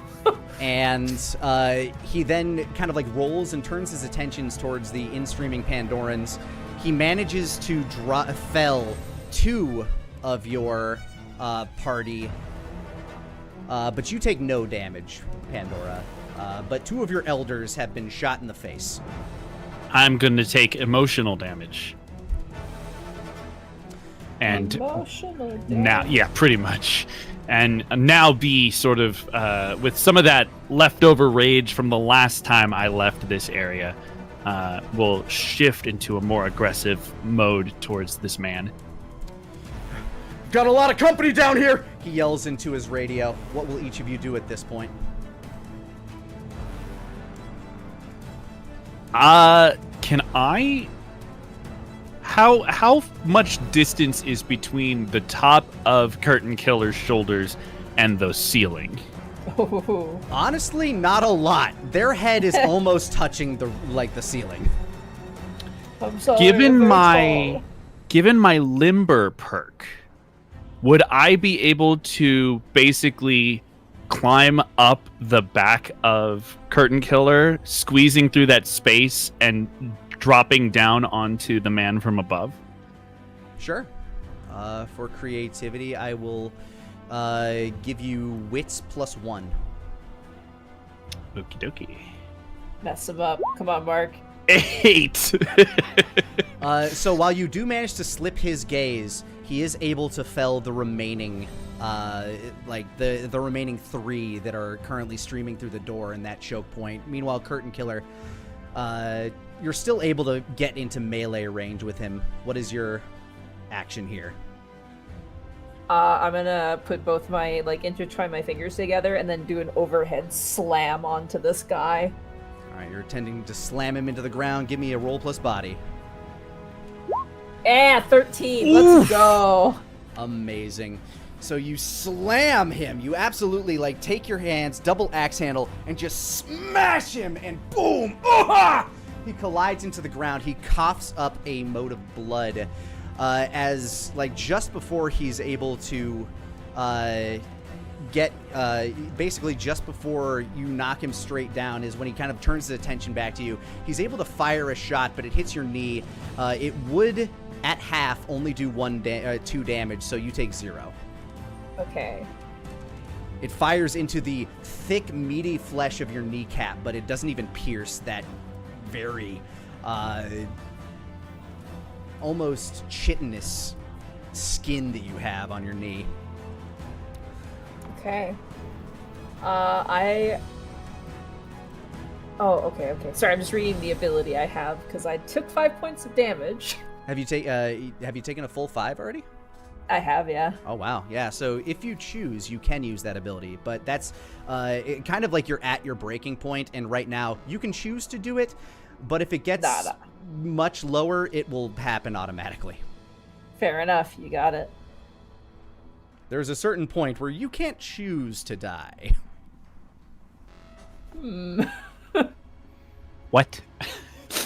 Oh, trust me, it'll make sense when it happens. As you do hear more boot steps coming down the hallway towards you, it sounds like 2, maybe 3 more pairs. Would I have found the power source by this point? If you continue down the hallway, this combat is going very quickly, so what has essentially happened in there is maybe 3 seconds of fighting. You're still making your way down the hallway into the next section. You do see that you are in the laboratory you're making your way past what appear to be opened holding cells of the Pandoran people. You're invisible, so go ahead and give me wits, and you can re-roll the lower one, because you are not alone. Oh shit. That is a 10. Every time you have the chance to re-roll, you don't need it. What is your secret? Sometimes the dice are just in your favor. I need some in of that this sauce. situation, you're able to very handily evade the ravenous and hungry elders of Pandora's people, who are now starting to stream towards the sound of gunfire behind you. Luckily, Just that think is to myself- causing a much louder commotion than you are. Just think to myself, it's so much fun when things go according to plan. But yes, Pandora, you're able to jump onto the back of the curtain killer, and you are now able to perch and look down upon this now prone but lifting himself up young soldier. Before he can get the chance to completely rise to his knees, I'd like to drop down, using my claws to just rake into his back. All right. That'll be a body roll. 7. 7 and 8 are like all I can roll today. As you leap down, he's able to sort of like roll, and you see him as he like, you're able to get a scratch in at him. Like you cut into the side of his face, just beneath his eye, nearly blinding him. But you leave him with a massive flesh wound on the side of his face. You do take one shot, which leaves you. It deals 3 damage, but how much shield do you have? 1. So you take 2. Okay. As he rolls to the side, you see him reach into his pocket as a few more silhouettes, as a few more shapes of people start to form from down the hallway. About time you showed up! Looks like you got yourself a party here, comes the voice of a young woman with black pigtails. At which point the man says, "Yeah, could use a little backup, but one of them ran further ahead."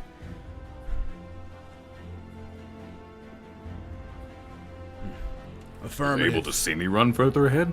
They noticed a shape that ran further ahead. Like, he said he didn't see you necessarily, but you're not here, is what his assumption is.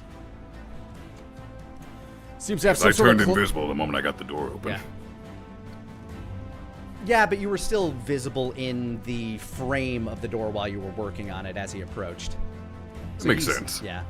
Seem to have some sort of cloaking device. It seems our friends are already here. Becky, back Bruce up. Vicky, Richard, you're with me. Yes, sir, Rex. And Just to clarify, is that Becky with the hair? Becky has the long pigtails, yes. There Okay, also yeah. appears to be a young woman with brown hair, sort of a athletic build, and a bit of a nervous demeanor around her. A man wearing kind of a full balaclava and a tactical visor on him. He has like a long rifle equipped in his hands. And then who appears to be the leader, a man in a red shirt with a bandolier across his chest and a big fucking 6-shooter in his hand. Question. Yes. How strangleable do they look? In this On a order, scale of 1 to curtains. They look strangleable in this order: the young woman with brown hair, the young Okay. woman with pigtails, the man that you are currently pummeling, the man in the balaclava, and then the large man with the kind of like thick beard and the massive okay. gun. Just gonna slot that one away in the memory banks real fast. Is that from least to most strangleable, or most from to most least? from most to least. That was most Okay. to least, yeah. Good to know. So a few of them look like they're going to try to avoid you as the woman with pigtails reaches to her sides and pulls up 2 grenades. Oh shit! Uh-oh. You want to handle this one, Curtain Killer? I think you might be a little more durable than I am. Fair enough. Yeah. Curtain Killer, what is your action? What's my move? Yeah. Can I grab the guy who we've been wailing on, and can I grab his neck and his legs and throw him like a log at his allies? You may certainly try. As he is reaching into his pocket, he pulls out what appears to be a bundle of leaves and just shoves them in his mouth. Oh my god. Alright. Curtain Killer does not condone drug use, so he's gonna throw them. It's just echinacea, come on. Yeah.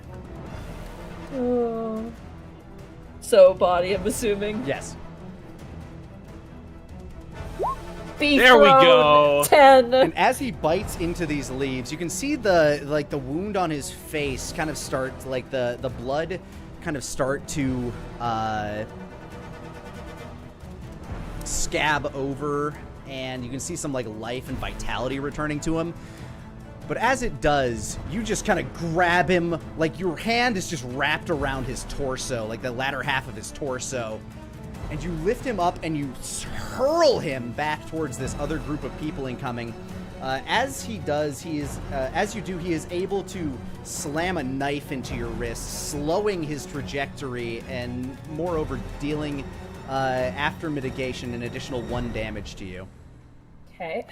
But you do slam that girl with the pigtails with his body. And Nice. he Good. does appear to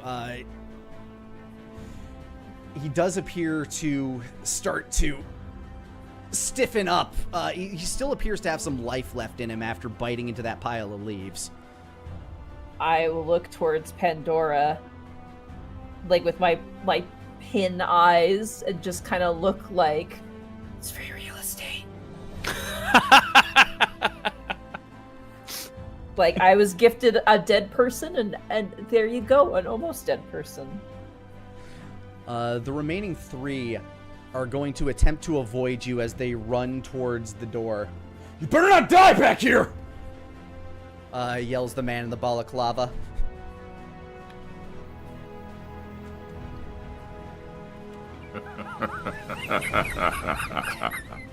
Oh, Arcol, come on, man. So you have Laughter from the shadows. So you have the 2 that are collecting themselves, and the 3 that are trying to get past you.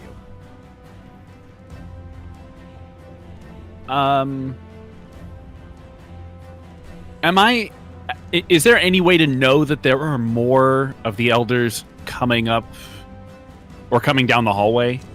In your current situation, you probably wouldn't want to spare your attention for something like that. Okay. In that case, I would like to let out a very loud shriek, as loud as possible, which I will not do for the safety of my voice, but to try and draw the attention of any of my people who may be in the area. Just a very guttural, instinctive cry for help. This is less a charm thing and more of just you screeching, so give me a body roll for that.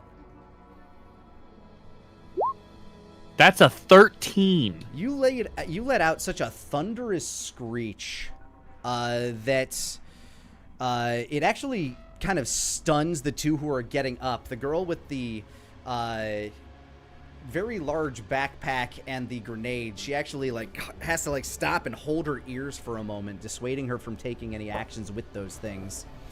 And it makes the man who is slowly getting back to his feet kind of jolt for a moment. Curtain Killer. Okay. It looks like this is going to be a situation where they are stunned to the point that they can't fight back, so you're actually in an ambush situation. Ooh. Can't believe you monster hunted them. Is brown-haired girl within strangle range? Strange. She is currently making her way in a wide berth around you. No, she's not. I'm gonna try and grab. May I do that, or is she too far, do you think? Because I am slow.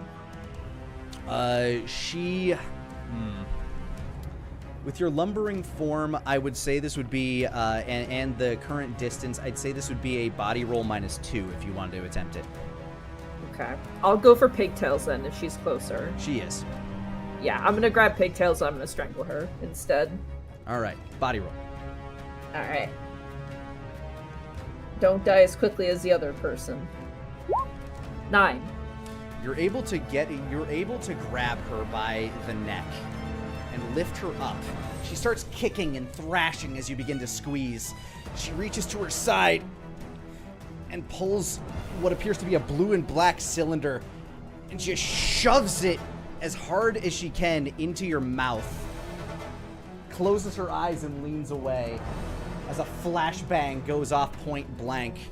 You're able to get a good squeeze in on her. And you hear like some sinews popping as you do, but the big blinding distraction causes you to let her go, and you just hear her and while you're blinded, you can't see exactly what she's doing next. Okay. Dang, she had an offhand. Damn it. Yeah, offhand flashbang. For my bonus action. Quickly, mash R1! Exactly. Yeah. See, that was the problem. You accidentally activated a quick time event. I know. More bosses die that way. No. Silly me. While you hear all this chaos going on behind you, Gallows, you do manage to make it to another much larger security door. This one seems to be like reinforced. It looks almost like a bank vault door. There's a pin pad to the side that appears operational, but that appears to be your way forward now. All right. Would I be able to take advantage of my sabotage perk? Dismantle the pin pad and try to more or less hotwire it to open. Absolutely. I believe that'd be a roll plus smarts, wouldn't it? Yes. 13. Ooh. All right.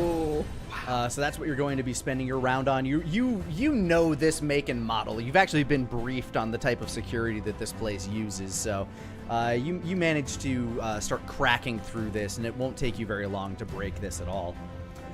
Meanwhile, Curtain Killer and Pandora, the man has kind of made it back to his feet. Pandora, you're not blinded because but you are a bit deafened right now. Curtain Killer, meanwhile, you are blind and deaf for a moment as that flashbang went off like right in your head. Ow. My teeth. You still have a general idea of where things are in the area, but you will take a slight disadvantage on attacking them. Got it.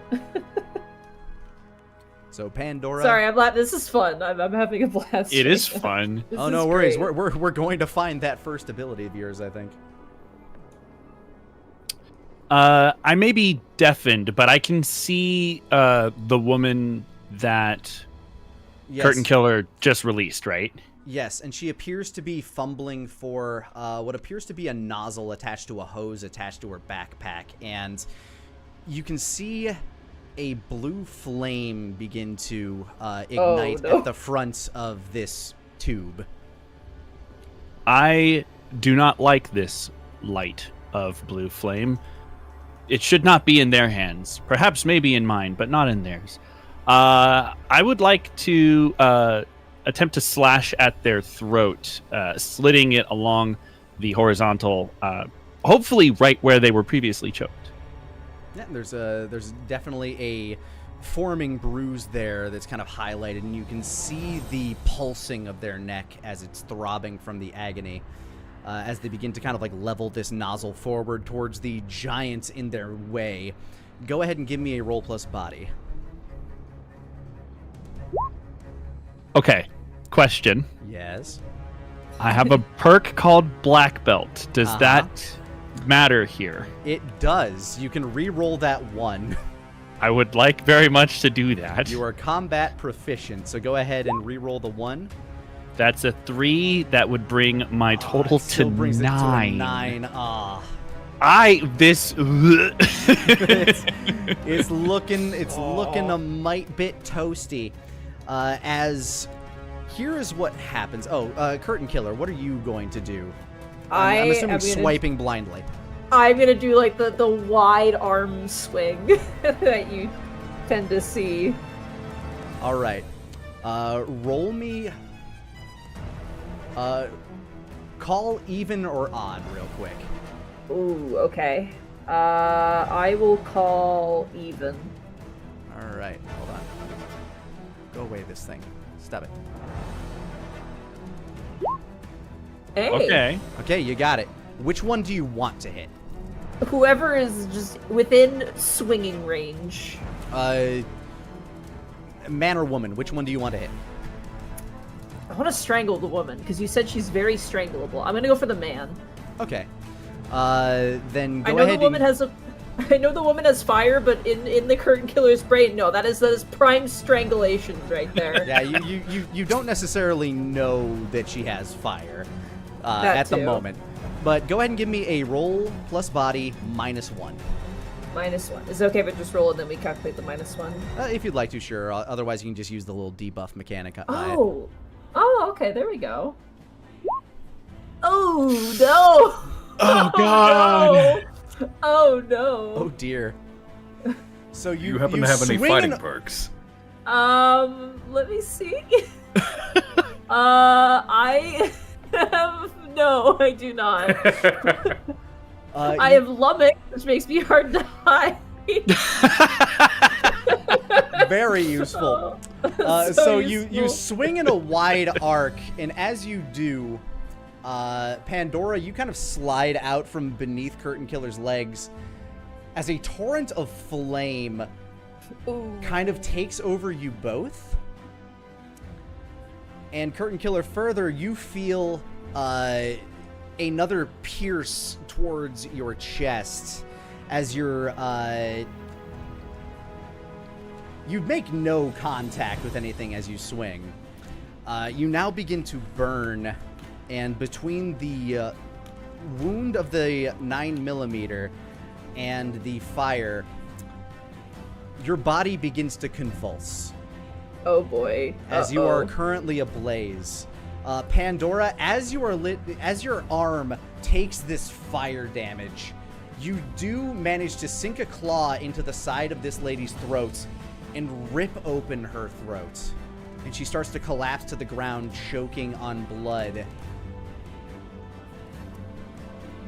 But you instinctively roll back as, even through your damage mitigation, you take an additional 3 points of damage. Oh, God! From the fire. Oh, that's not good. You further see as Curtain Killer is like convulsing in front of you, their flesh pulsating as the fire begins to sizzle out from the what appears to be like popping of like lacerations all over their body. Ugh. The many prized curtains they have decked out about them. Oh no, not the curtains! Are turning to cinder.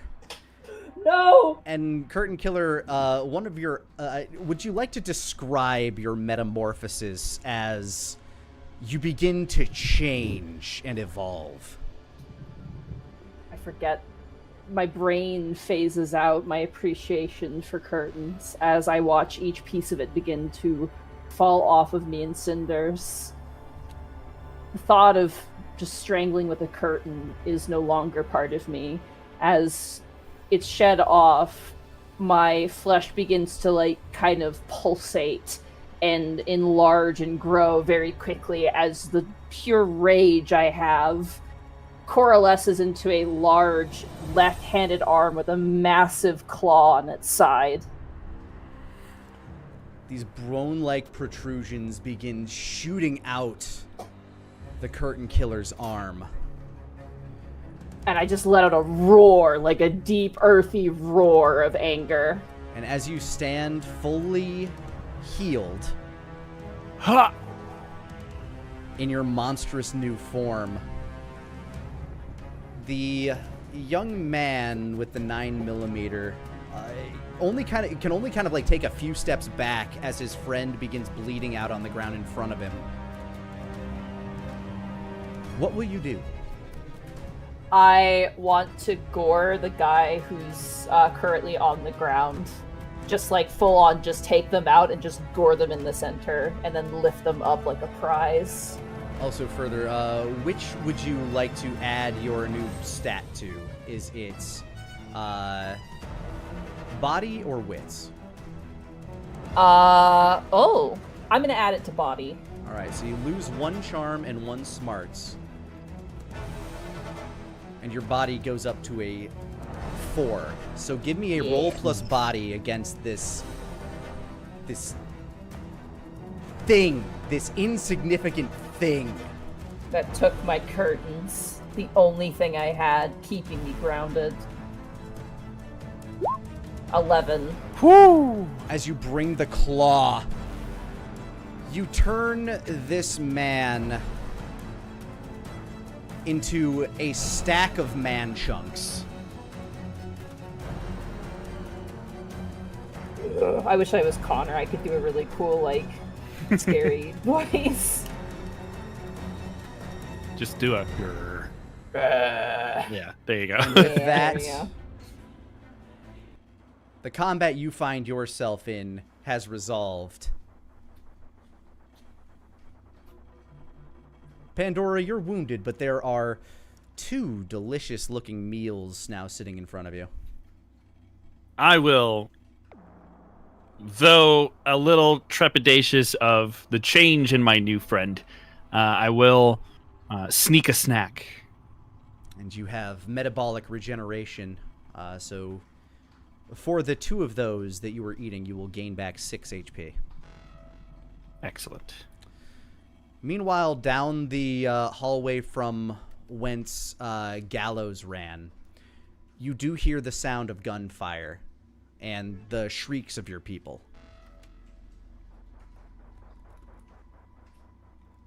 Gallows, meanwhile, you were able to crack open that door. And after you have, after, you know, disabling and hot wiring it, it's nothing more than just a simple portal for you now. It's just...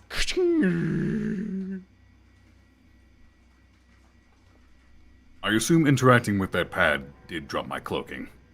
Yes. Yeah, you weren't able to cloak while doing that, but nothing seems to have caught up with you. You do hear gunfire coming from behind you and the screeching of some of the Pandoran monstrosities. Now, I have a question. Uh-huh. What sort of... do I have any sort of weaponry on me? Like grenades, pistols, knives? You would absolutely have knives on you, and more than likely you would have some form of rifle as well, and probably a sidearm. So I have knives, pistol, and rifle. So no grenades, correct? None at present. All right.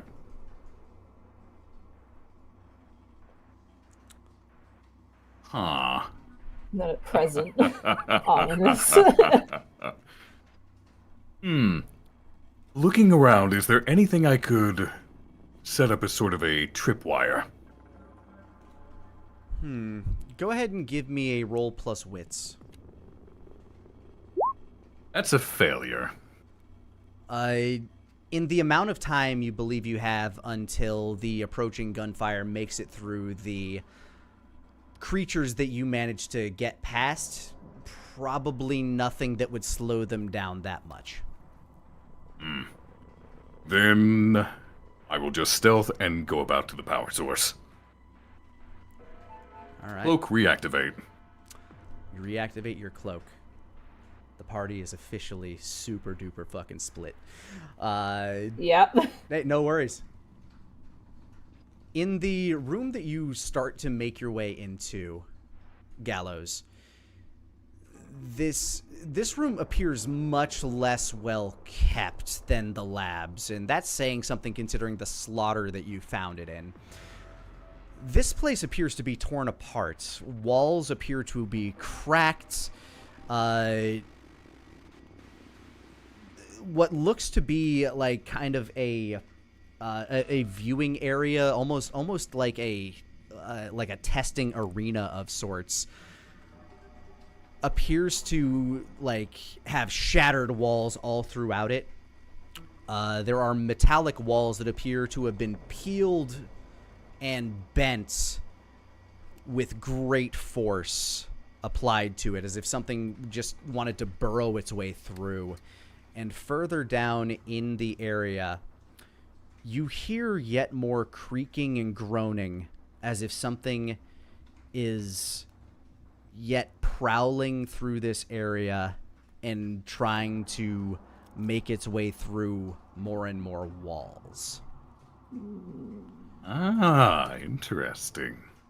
And as you sneak your way into this area, Pandora, Curtain Killer, there's no path but forward, and now that the door has been unlocked, it is easy enough for you to slide enough room for you to make your way in, although at this point, the claws that you have actually seem to make rending this steel on this door a little easier as well. Like butter. Steel butter. Delicious. As you make your way through the laboratory, where... Wait. Can I do the creepy thing where I drag the claws against like the walls, just kind of making sparks and marks? Oh, sure. Yeah, and they... Hell yeah. They carve through like some of the concrete and drywall on the walls as if it were basically made out of sand. Like, as you're clawing your way through, Pandora, this is a much more haunted walk for you, as you see the bullet-riddled bodies of many of your people as you approach the end of the laboratory, and you feel kind of a hollow in the pit of your stomach, because you know the next room over is where the red-eyed doctor released the monster. Knowing that, and before we go into that room, they're going to try and get Curtain Killer's attention. Obviously, communication between the two of them isn't perfect, but they will sort of make themselves very tall and spread their arms very wide, and then point back towards the door that they're about to walk into before sort of shrinking down, indicating that they are scared to go in there. As you're doing this pantomime, I want each of you to give me a wits check. Oh no! A what check? Sorry. Wits. Wits. Oh, a 12. Oh, a 10. There we go. High five, Monty. We did it. I like to imagine we stop and we do the mirror thing, you know, like the actor's mirror thing. As you are communicating this and still like noticing the bodies of your people, you notice one more thing. Thanks to the dragging of the carpet killer's claws kicking up some drywall dust, you see a series of red beams that seem to be emanating from what appear to be boxes labeled "Face This Way." These appear to be relatively small boxes. Curtain Killer, being a military, like being kind of a tool of the military, might recognize these as claymore mines. Oh no! Oh. Okay. But you have noticed them. And they're in boxes. Well, the boxes themselves are the claymores. Okay. I thought there was like boxes of claymores. Okay. I'm gonna point towards the claymore boxes, and I'm gonna look at Pandora and do like a splody motion with my giant, oversized claw hand and my regular human-sized human hand. Like, with your with a lot of luck on your end, Pandora, these do appear to be like only ground-based explosives. So if you scale the wall or crawl up into the metal tubes in the ceiling, you would very easily be able to avoid these. I'll scale the wall. You sink your hefty, strong claws into the wall, which does have enough give for you to dig into, and are durable enough to support your weight as you begin to kind of crawl along above these mines. Curtain Killer, on the other hand, the walls themselves, your head is, again, almost touching the ceiling. So I am a wide boy. However, with my claws, I gain the ability to climb sheer surfaces. that is true. Oh my goodness. Are you going to plank your way across these? Can I plank my way across these? If you just go like completely horizontal, Yeah. Although your mutation also made you grow 25%, so now your head is not only touching the ceiling, but it's actually removing those little ceiling tiles as you walk. But if you kind of like plank across the wall, the only thing I am going to make you roll is a body roll to do it delicately enough that you don't shatter the wall and fall down to the side, because you are massive. That is completely fair. Lord lad. I envision myself as the curtains. Be like the curtains.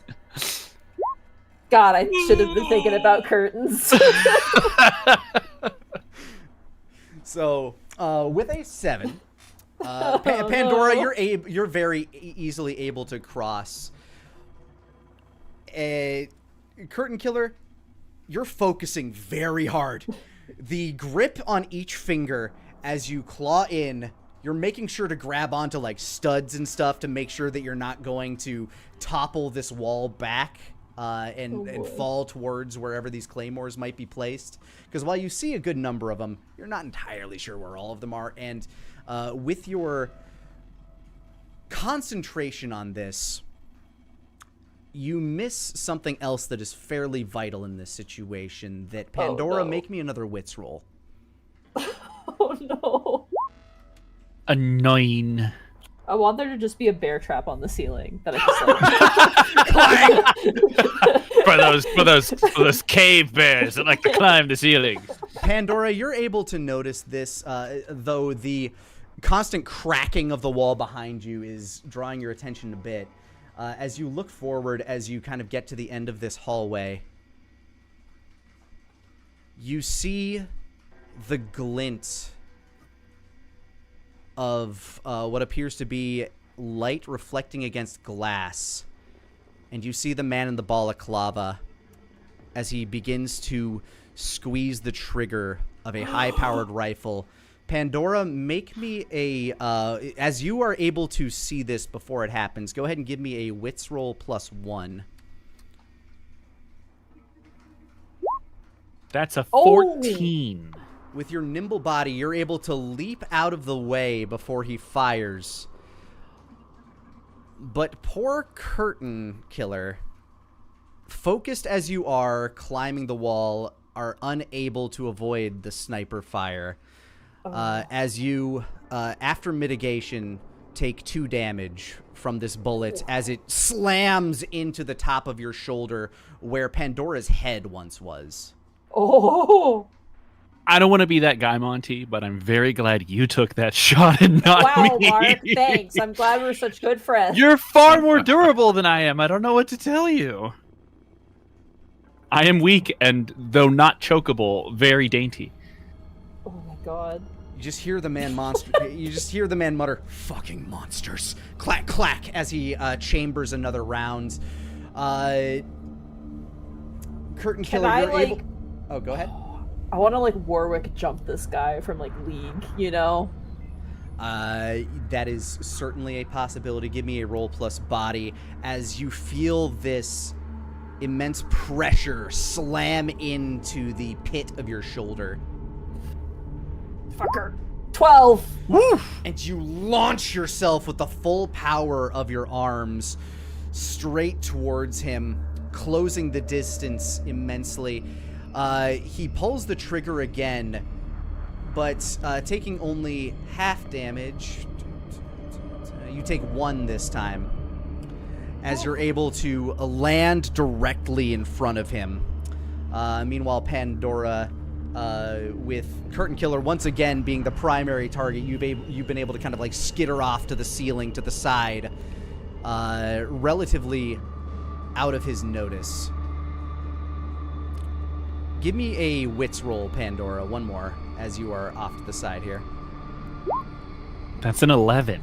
You are very well hidden, but notice that the area around what appears to be this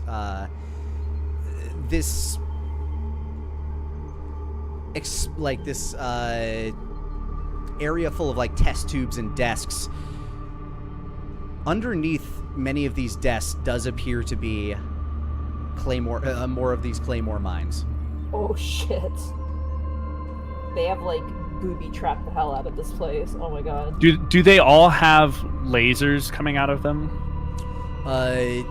You're able to see the laser of some of them that any sort of dust particles kind of trickle past. Your preternatural senses allow you to kind of like glimpse this stuff that others would not be able to see. Would I be able to grab one of the claymores, like from the back without activating the laser, and pick it up? You may certainly try. I would like to try to do that. So this, you have a couple of options here. You can either try to figure out how this thing works with a smarts roll and be able to do it, or you can try to do it so fucking fast that it won't go off in your hand with a body roll.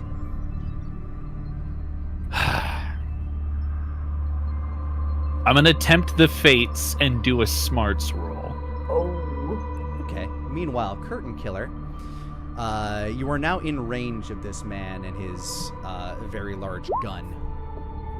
Oh. That's gonna be a 12 on the smarts.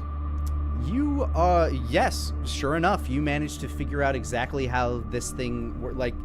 It looks as though, like, the way they set it up seems to make mechanical sense to you. As long as nothing obstructs that laser path, it will not explode. It must have a certain range to it. So, kind of like cupping your hands around the side of it, you slide it out into an open space and hold it deftly in front of you. And it does not explode. Oh, beautiful. You're playing with fire there, Mark. Jeez. I have a plan. I'm enjoying this. It sounds like it. Curtain Killer. Yeah. With your new claws and this man within range, what say you? I cock my claws above board, say shame, and I'm just gonna uppercut gore this guy through the bottom of like the chin up through the cranium. All right. Roll plus body. 13. Let's go. You get a solid, clean hit as he attempts to fire another round in your chest. You do take the 2 damage from it, as your claws rend one of his arms from his body, but he's able to kind of like roll away. No longer able to use that massive rifle, though. He starts to reach for something at his side. Pandora, you have this explosive, and the man has now rolled slightly more towards you. Is the arm that was removed the side that's closest to me? Yes. I would like to This is a lot. I would like to try and ram the claymore where his arm used to be, and then kick away from him so I'm out of range. Okay, so you're going to lunge in. I will say that you knowing how the claymore works mechanically would make me inform you that just by getting that laser within range of him, it will explode at that instant, and you don't think your reflexes are going to be fast enough for you to go through that unscathed. Fair. Then how about I throw it at him? That seems the much safer option. Yeah. Go ahead and give me a roll Let's plus do body. That's an 8. Now, while you understand how this thing works mechanically, you're not sure how much firepower is behind it. So as you throw it, it arcs, it explodes, but at the angle it fires, the ball bearings inside of it that kind of like shrapnel out forth sort of ricochet back and kind of pelt you a bit as well. You take 2 damage, but the entire side of his body is just eviscerated as he crumples to the ground.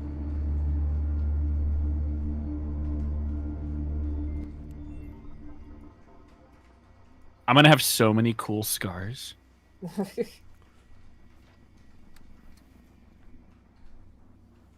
That's another dead man. It appears the rest of them have made it through this open door. The remaining 2 of them, it seems.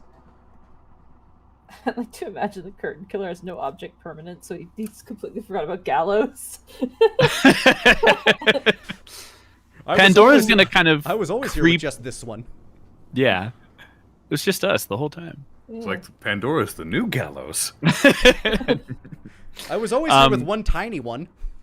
Quick, Yeah, quick, Pandora, turn invisible like you always like to do. What a great trick, friend. Pandora's gonna kind of creep around, making sure to avoid more of these claymores, and if Curtain Killer will allow, they will grab his big hand and lead him down the hallway. Would you stop for another meal? Not at this time, being able to be aware of the boots coming behind us. There are no more boots coming behind you. Oh, I thought you said there were. Nope. All of them, all of those that had came in with the Special Forces team are now ahead of you. Yeah, Oh. ahead of us. There's only Gotcha. 2 people left. Gotcha. Well, in that case, I will have a quick bite. All right. As you take your nosh, we will move to Gallows, who, making your way through this testing facility. You feel like ever uneasy as the sound of creaking metal kind of surrounds you.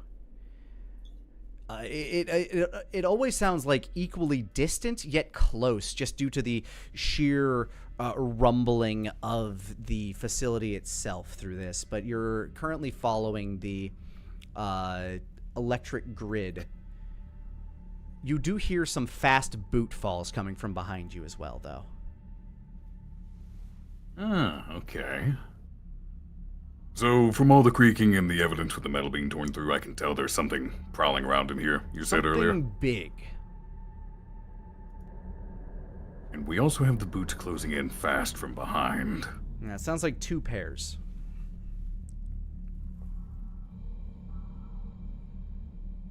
I have an idea. Oh, what a terrible phrase to come out of your mouth. Go on. Well, if the thing's prowling around, it's probably hungry and searching by sound, I'm assuming. A good assumption. Does making sound or speaking break my cloaking? No. Then... Only things that pierce the cloaking field will break your cloaking. Alright. Then I'm going to turn and face towards the oncoming boots, and I'm going to shout... Help! Monster! I like that I like that it You were so off mic, it did sound like it came from the distance. Yeah, Exactly. I turned perfect. myself down just for that. Amazing. Well done. I'm happy Discord actually sent it. That's why I turned the mic's volume down so it Yeah. wouldn't peak. The And boot then falls. The I'm boot going falls, to step to the side and just Okay. keep against the wall. First things first. For your stealth, go ahead and make me a wits, and of course, re-roll the lowest if you have to. Okay, go ahead. I'm And going to re-roll that re-roll too. it anyway. D6. There you go. Another 12. 12. So you try to find like a nice vantage point after screaming that. After you scream, you do notice that the boot falls do stop for a moment. They're far enough away that you can't make out what they're saying, but you do hear a hushed a hushed conversation.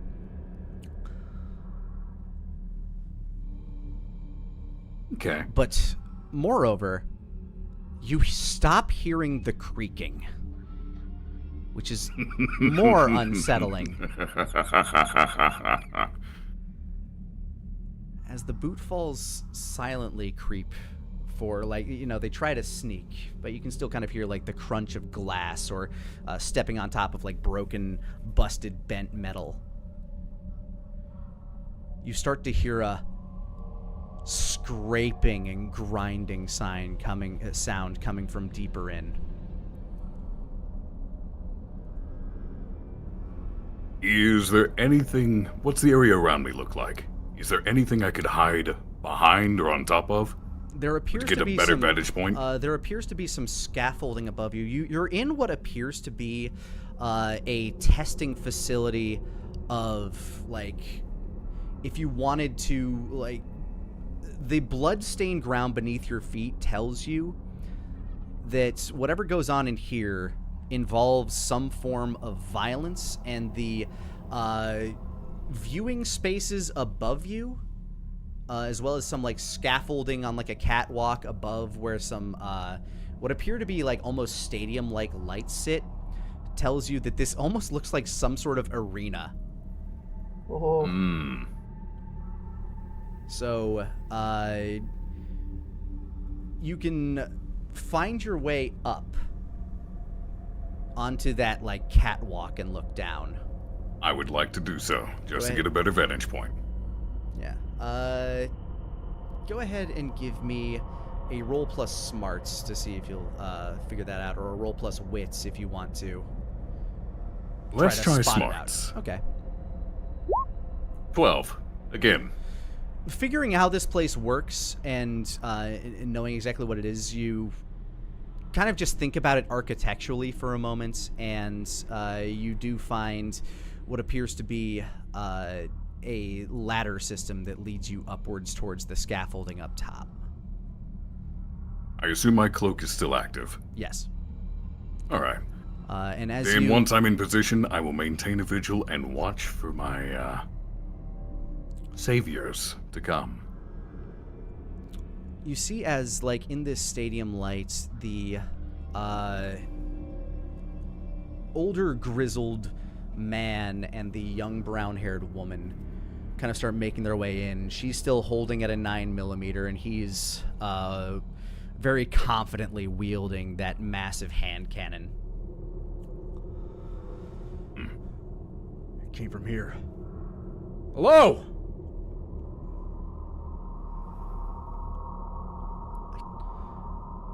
I don't like the looks of this, Rex. It's all right, Vicky. Whatever happens, you run ahead. The mission is more important. The ground beneath them begins to rumble. Oh, no. Piercing no. the surface Absolutely devious. is a massive claw. As it breaks through the surface of the arena, the foundation beneath it begins to crumble. They get separated along a fissure, and the girl falls into the pit below. Rex! Vicky! As the creature begins to pull itself up from beneath the arena in front of the man who goes by Rex. This massive lizard-like creature with this gaping maw filled with uncountable teeth. An almost bear-like body that seems to stretch from snout to rump about maybe 20 to 25 feet. This is a hulking behemoth of a beast. And it roars a bellowing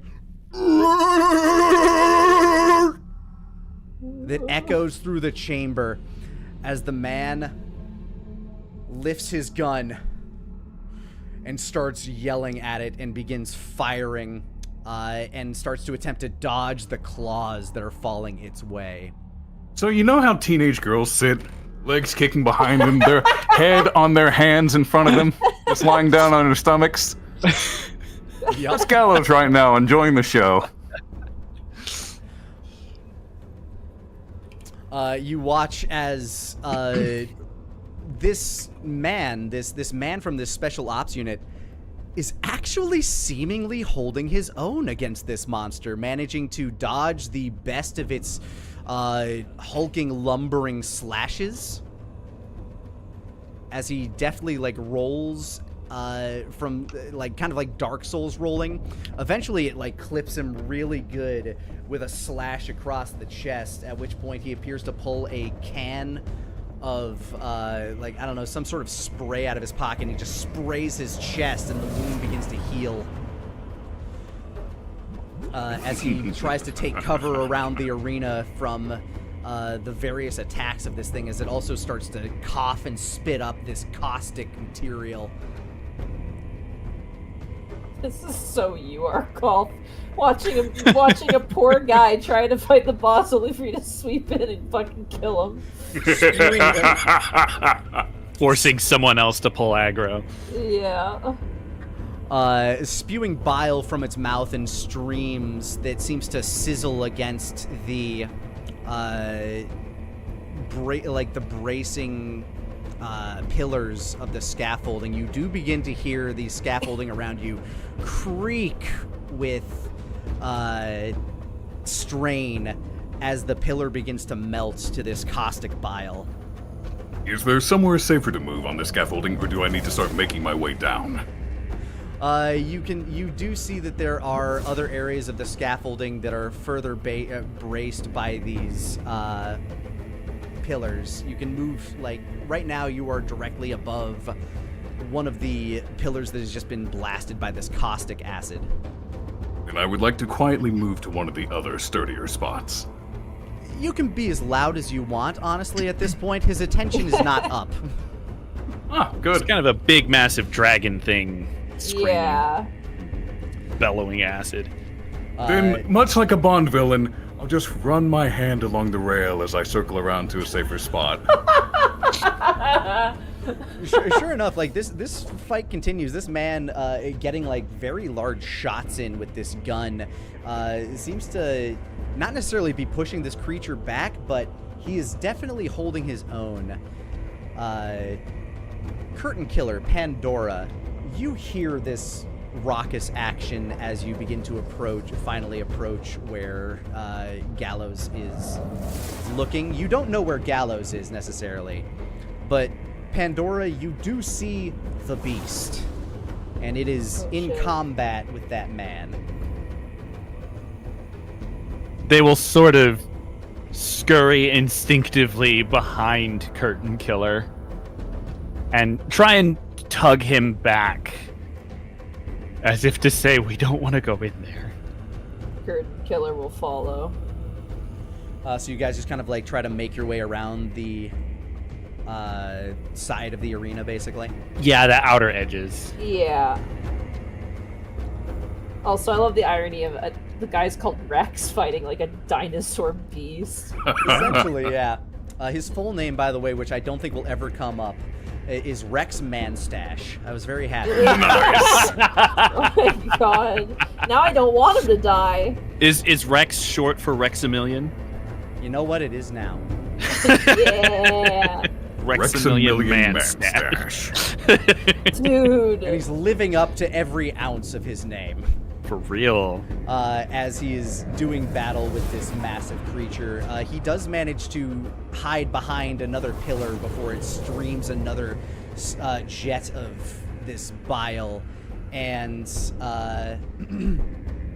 Gallows, you now feel less sturdy up here, as there is now only 2 more pillars holding this scaffolding aloft. How close am I to the path that leads deeper in? As you look further down, it's hard to see from the arena itself, as you're kind of in this domed-off area. The wall that seems to have been ripped open and leads further in is back towards a ladder over one of the broken bits of one of the broken pillars. So you would need to make a roll to get to the closest one. You'd also need to make a roll to get to the furthest one, the one that you climbed up, so. Are there any support structures running along the walls that I could potentially just slide down? The catwalk above you, that holds the lights, it does appear like you can monkey bar your way around it and get to sort of the edge of the arena and maybe shimmy your way down some of the electrical lining. I would like to try that. All right, give me, just due to the fact that the scaffolding is currently kind of creaking and shaking, do give me a body roll. That is a 9. Oof. All right. You hop up and you start making your way over. And as another jet of this caustic bile hits another pillar and begins to eat through it, the scaffolding shakes violently. And in order to keep your grip, I'm going to need you to make another body roll. 10. Oh, There you go. Your hand slips for a moment, but you're able to grab your grip onto it once more. As you make your way slowly to the edge, you're able to finally grab onto some of that wiring as Rex Manstash is once again able to avoid some of that caustic material that brings the scaffolding of the arena down on top of this monster, pinning it to the ground. this is so mean. You start to shimmy your way down the side of the, the corner of the arena, as Rex is just doing his best to unload round after round after round into this thing's head. It's slowly imagine we have spitting. popcorn as we're running. We're just eating popcorn. It's slowly spitting up more and more blood and bile. And just as Rex fires off the last round and the thing seizes its last move, he twirls his gun, puts it back in its holster, and a studio light comes down and crushes him. No! Oh my goodness! No! He died as he lived a total badass. No! Oh my god. Oh man, what a way to go after all of that, taken out by the scenery. Oh my god. No. Wise man once said, "Let them fight." You make your way to the back of the, what the creature dug into appeared to be a storage room. This is a space, by the way, that Pandora, you don't even recognize anymore. But Gallows manages to catch back up with the both of you. Using his infrared, he's able to suss you out. Curtain Killer now is sporting a very new look. Sick arm. I will say, well, quite the handsome devil now, aren't you? I will drop the cloak and walk in lockstep with them. There is still that Vicky person to worry about if they're not dead from the fall. Yeah, Then never mind, I will keep my cloak up. You make your way to the back of the storage area and find what appears to be another large bank vault-like door. The security on this one is extra thick with like some biosensors and stuff. A camera swivels and a voice kind of crackles over a speaker. Hello? You would recognize this Pandora as the red-eyed man. They'll just start sort of moan growling.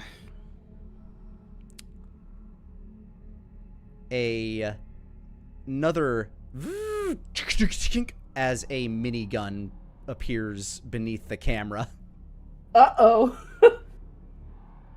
It begins spinning. May I drop my cloak You may. and hold up my hands to the camera and say, "The good doctor, I presume. Our mutual friends sent me." The minigun stops spinning. What? Mutual friend? Indeed.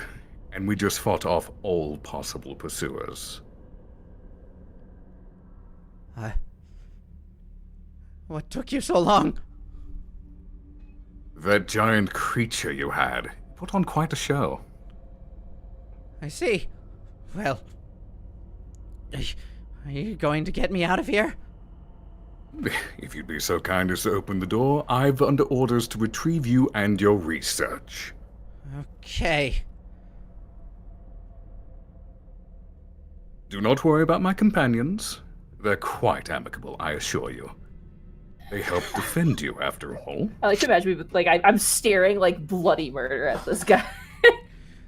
You can hear the like very large gears inside this door begin to turn. Not unlike the sound of like a prison door or a bank vault being unfurled. As it rolls out of the way. The moment the door is open and the path is clear, I'm going to look to Pandora and say, "Dinner is served." Pandora, do you run through the white hallway? Absolutely. Revenge. You begin to sprint ferally through the white hallway. I want you to make me a wits check. An 8. As you do, another laser appears in front of you. And it was just fast enough for you to notice. You're able to kind of like slip to the side, but it lobs off your ear. And you take 2 points of damage after mitigation. I thought you said you were here to save me! The voice said. I am. Then you won't mind as several more lasers appear down the hallway and begin shooting towards you, Pandora.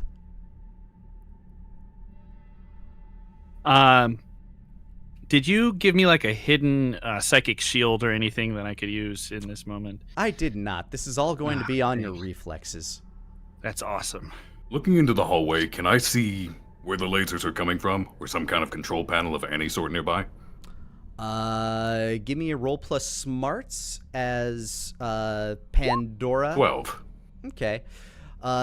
Using your visor, you're able to see that there are maintenance hatches on the sides, on like some of the side panels of these walls where technicians might have to go in and, you know, adjust the lasers and things like that. You think you might be able to crack into a nearby one and adjust it.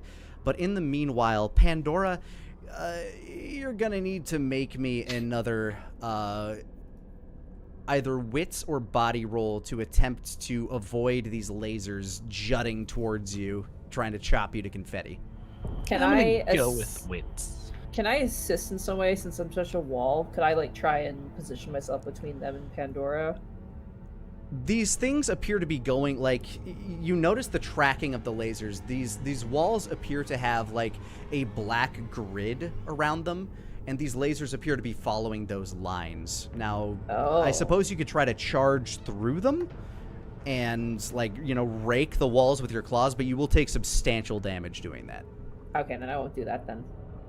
Good luck, Mark. Thanks. 11. Hey. With your instincts, you're able to, like, jump, dodge, dive between some of these. You're doing the Leon right now. Oh my god, yes. As Gallows, you're able to crack open the panel, the laser, like one of the laser maintenance panels, and you begin to get to work. Go ahead and make me another smarts roll to sabotage it, Gallows. And Pandora, one more wits roll. 10. 13. Oh my lord. And you start to, like, Pandora, you're now kind of fueled by anger and grief and everything, every sacrifice that your elders made, that your mother made to get you to where you are. The adrenaline pumping through your system, beyond human, preternatural instincts as you dive, duck, slip, slide through the remainder of these lasers. And as you make it to the very end of this hallway, a sheer checkerboard grid appears in front of you, undodgeable, and begins to slide towards you. As Gallows, you pull that last wire and just as you feel the tip of it begin to burn your nose, Pandora, it flickers out. And all that's remaining in front of you is a man in a white coat and red eyes, trembling at a control panel. Pandora takes one step forward, stepping where the grid laser was. He steps, the man steps back instinctually. Stay back! I made you!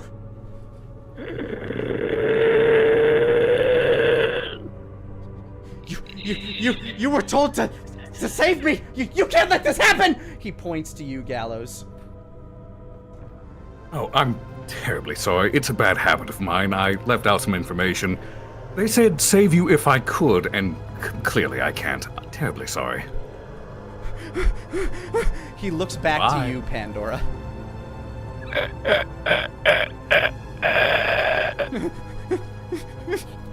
He starts to fumble for a fumble in his briefcase for some sort of weapon. The minute he drops his eyes, Pandora is lurching forward. Give me a body roll. Oh no! 7! He is able to pull out a pistol and fire through your lower torso. You feel the pain of the bullet split through your kidney and out your back. But that's nothing compared to the feeling of his flesh being rended by your teeth and claws as you latch onto him and pull him in and bite. He screams and gurgles and coughs. I need you! Stop it! No! Would you like to describe how you eviscerate him? Any sense of the killing that at least these two have seen Pandora do before all seem to kind of have an intention of keeping the body mostly intact, if only to feed on afterwards. But this time seems different. This seems personal. Pandora is not leaving anything left for consumption, just ripping this body to shreds, pulling bones from sockets and hurling them across the room, basically just dismembering this man until he is nothing but shreds.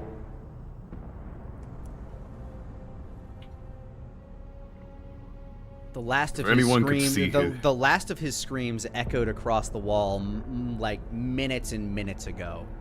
But the viscera continues to fly. Sorry, go ahead, Gallows.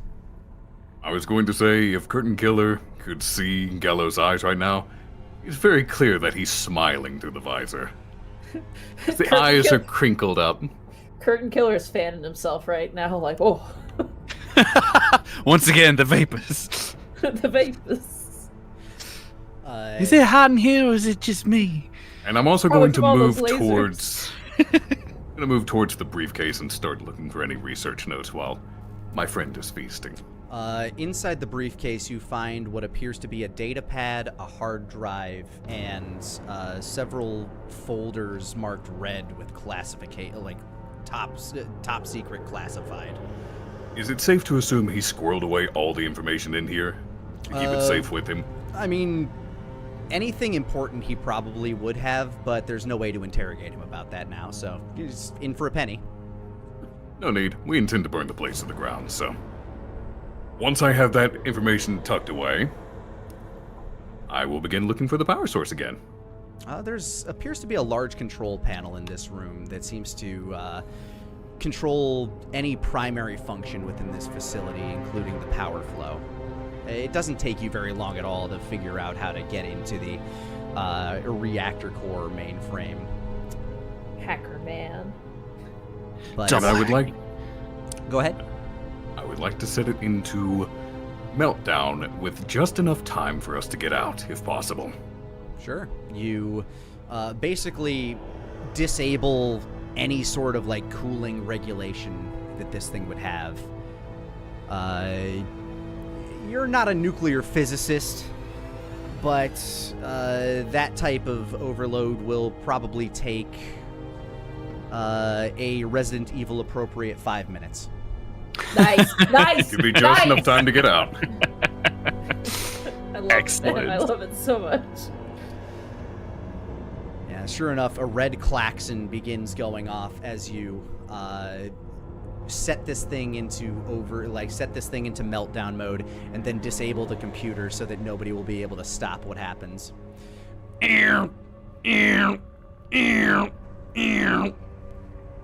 My friends, we must be away. You begin making your way out of the facility, past all of the areas that you had previously slaughtered through. We should probably avoid the claymore. Yeah, might be a good idea. Yeah. I do have one thing I want to do. Go ahead. Is there anything left of Rexamillion Man's stash? I love it. It's just this man's Just the mustache. stash. His torso and lower jaw appear to be intact. His body the top part of his head has been crushed by that studio light. Ah, got it. I don't want it to be said that I'm a bad host, so I'm going to push what's left of his body into the hole to join Vicky down there, so she's not alone when she dies. Something surprises you, though. His gun is missing. Uh-oh. Ah. Never mind then, no pushing. Well, you can still push him. Well, if I notice the gun is gone, I'm going to be like, so Vicky's still here. Lovely. Sure enough, the as you Curtain begin to make Killer- your way further out of the facility, the sniper rifle is missing where it once Oh, was no. held. Oh, that's not good. Then I would like to cloak and have my own rifle at the ready. Sure. Go for that. And as you make it, I'm gonna need, let's see. Pandora and Curtain Killer are kind of able to crawl along the walls. Well, actually, yeah, you're left with the jungle of Claymore mines. How do you want to deal with those? Before Curtain Killer clambers across, could I just have them yeet me across? Honestly, that would be a very easy feat for Curtain Killer. The question is, will you get hurt in the process? Curtain Killer, I whole hope body. you do. I would love to throw you immediately into just like 5 claymores and have you explode. That would be the greatest end to your character. It would be. No! But unfortunately, fate has decided that You're too powerful. With a 15, though, I will count that as you absolutely yeet him, and he slams into the wall on the other side, avoiding the claymores, but still taking 3 points of damage. I finally took damage. You did it! Yay! What's the baseball sport thing where it's like the NBA? Is the NBA? What is it? Major League MLB? Baseball? MLB. MLB. MLB. I'm MLB. By the way, Arkolf, you take armor damage before you take health damage, so Oh, okay. that's 3 damage to your armor, but due to your equipment getting damaged by that, you notice that your cloaking device flickers for a moment, like Oh no. Not now, Matilda. and as they clamber across the walls, you make it back out to that original room. The flamethrower is missing, along with the grenades, as well as the shotgun. Vicky Her is inventory is stacked. huge. I know, her briefcase, like, she got the briefcase upgrades, man. So my cloak is basically malfunctioning at this point, just flickering on and off. Not necessarily, but you do notice that as your armor has taken damage, it did short a little. You will still be able to use it, but if you run out of armor, you will not. Ah, got it. Then as we're walking, I would like to have the infrared on, looking for any body heat signatures at all. Just scanning the environment as we walk. I'm on high alert. You make your way back up to the mansion, and you hear the approaching thuds of a helicopter. Oh shit. And as you get to the front door, you see the, where once stood a young, brown-haired, nervous woman. For whatever reason, she looks like she had been through hell, whatever she found beneath the facility. She is now wearing a bandana. Oh my god, She she's is, Ramboing like, it. yeah, she's Damn. like full akimbo right now with weapons. Jesus. And as you step out the door, make me wits checks. Who would be stepping out first? I mean, Nose I'm... ghost.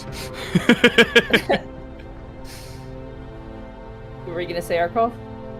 I was going to say, since I'm scanning for people, I'd probably be moving at the front, because I move faster than these two, except when they're in a sprint. Yeah, Wow, you you're are not wrong, but you didn't need to say it. Okay, I get it. You are cloaked, but do give me a wits check regardless. That's a failure. Oh my goodness, you can re-roll the 1.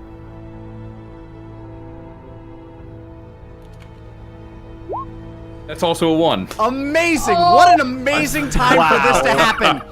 As you step Wow. out the front door, the weakened wood from where the curtain killer had stomped, your foot You're gets shitting me. stuck in the ground, and with that snap, you look up and you see Victoria standing there, and she presses a button.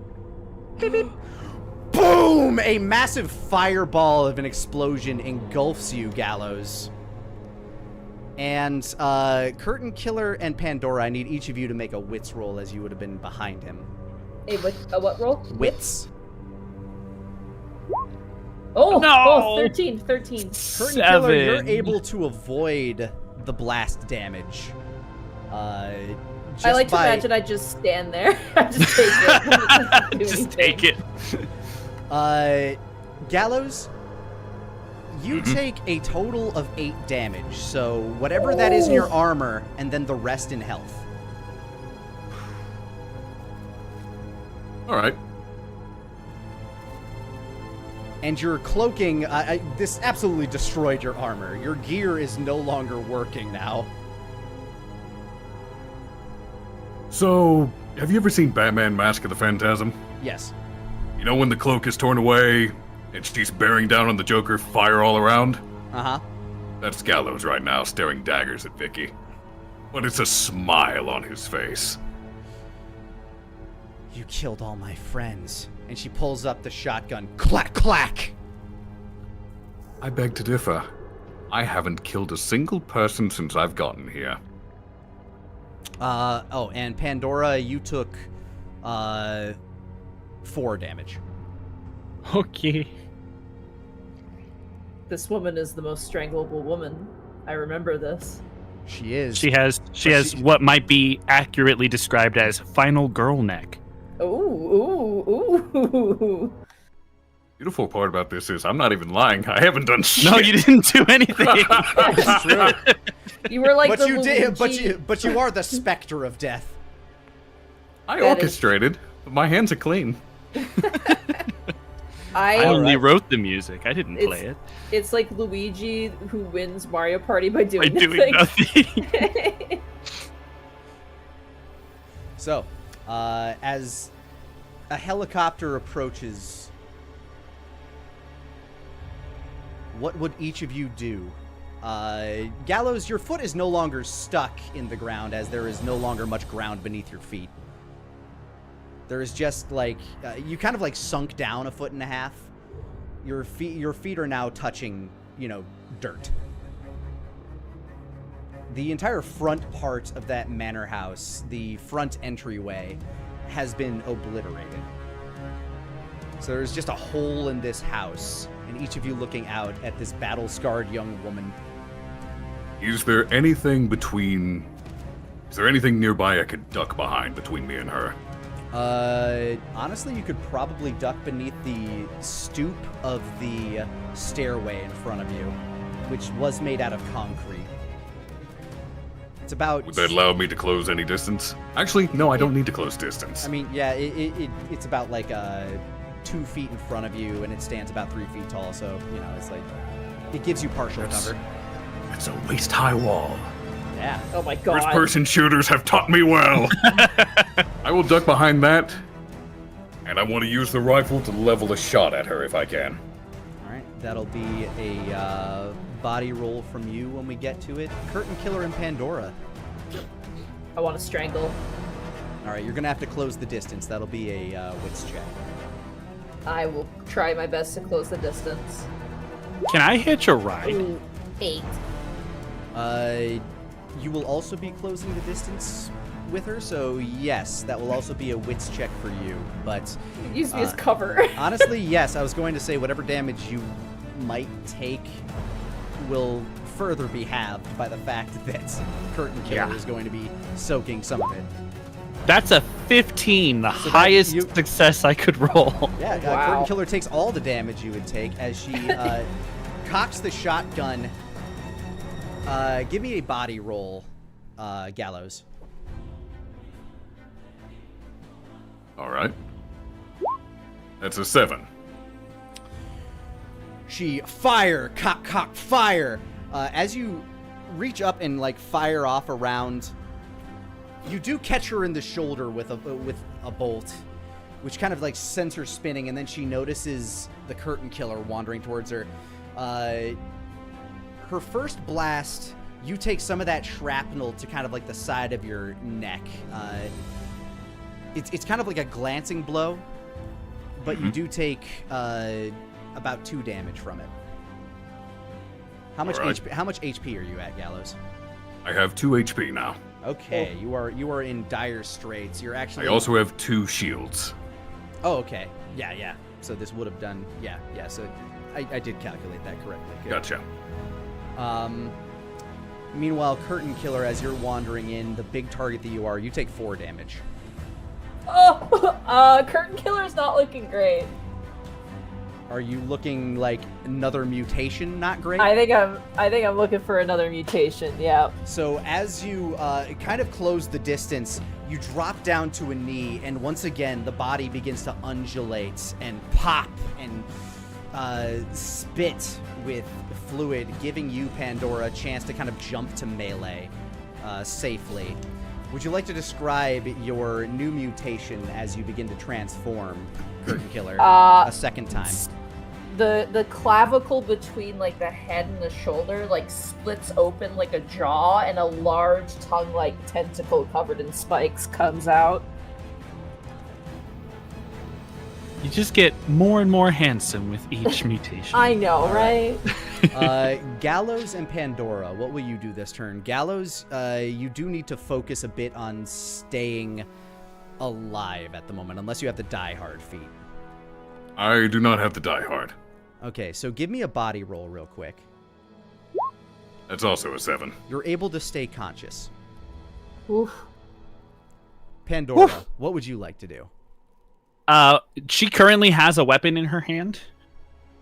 She is currently cocking a shotgun, but now that you and this massive, now thing that's growing a tentacle starts taking shape, she shifts over and starts to bring out that fire hose.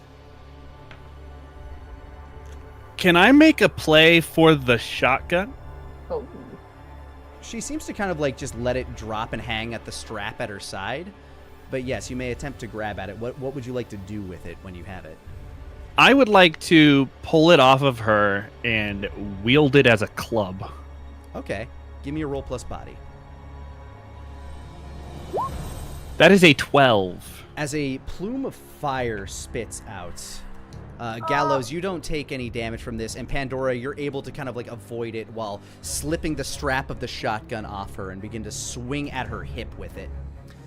The shotgun connects and the fire goes wide, casting a shadowy silhouette of this massive betentacled beast that is now, let's see, you started at about 8 feet tall, you grew to 12, and now, as you grow an additional 50%, you are now 18 feet tall.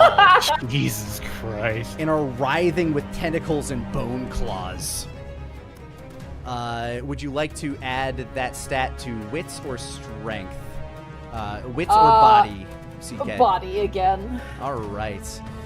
You are an absolute destructive force. Hold on here. But you do lose yet more of whatever humanity you may have had.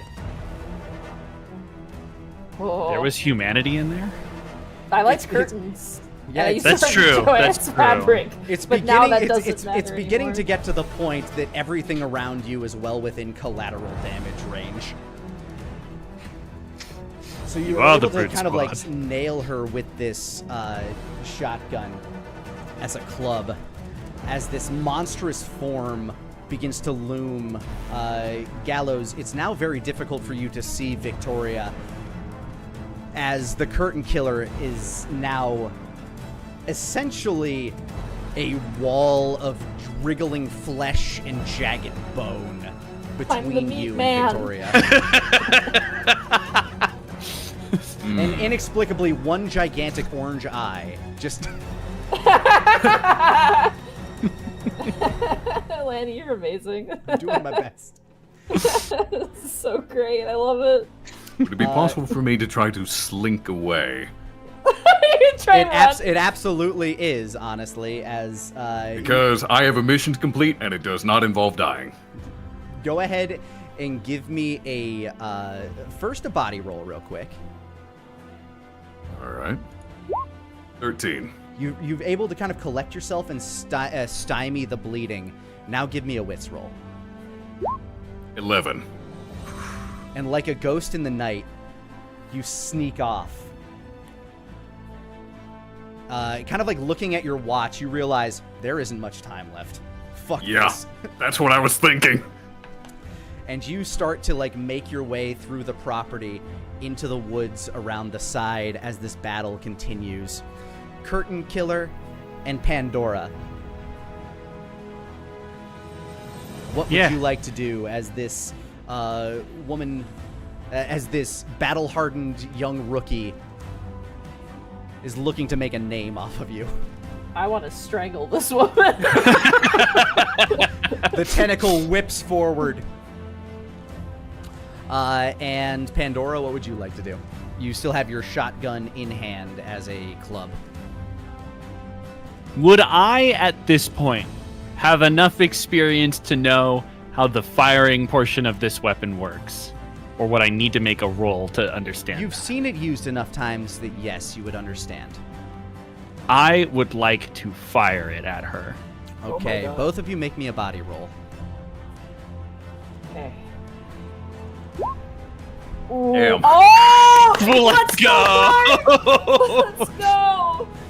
And as the tentacle comes and begins to wrap and constrict its way around her midsection, she lets loose with a torrent of flame on you, Curtain Killer, dealing yet an additional 5 damage to you. Oh. As the shotgun blast goes off, the plume of fire on her back ignites the backpack itself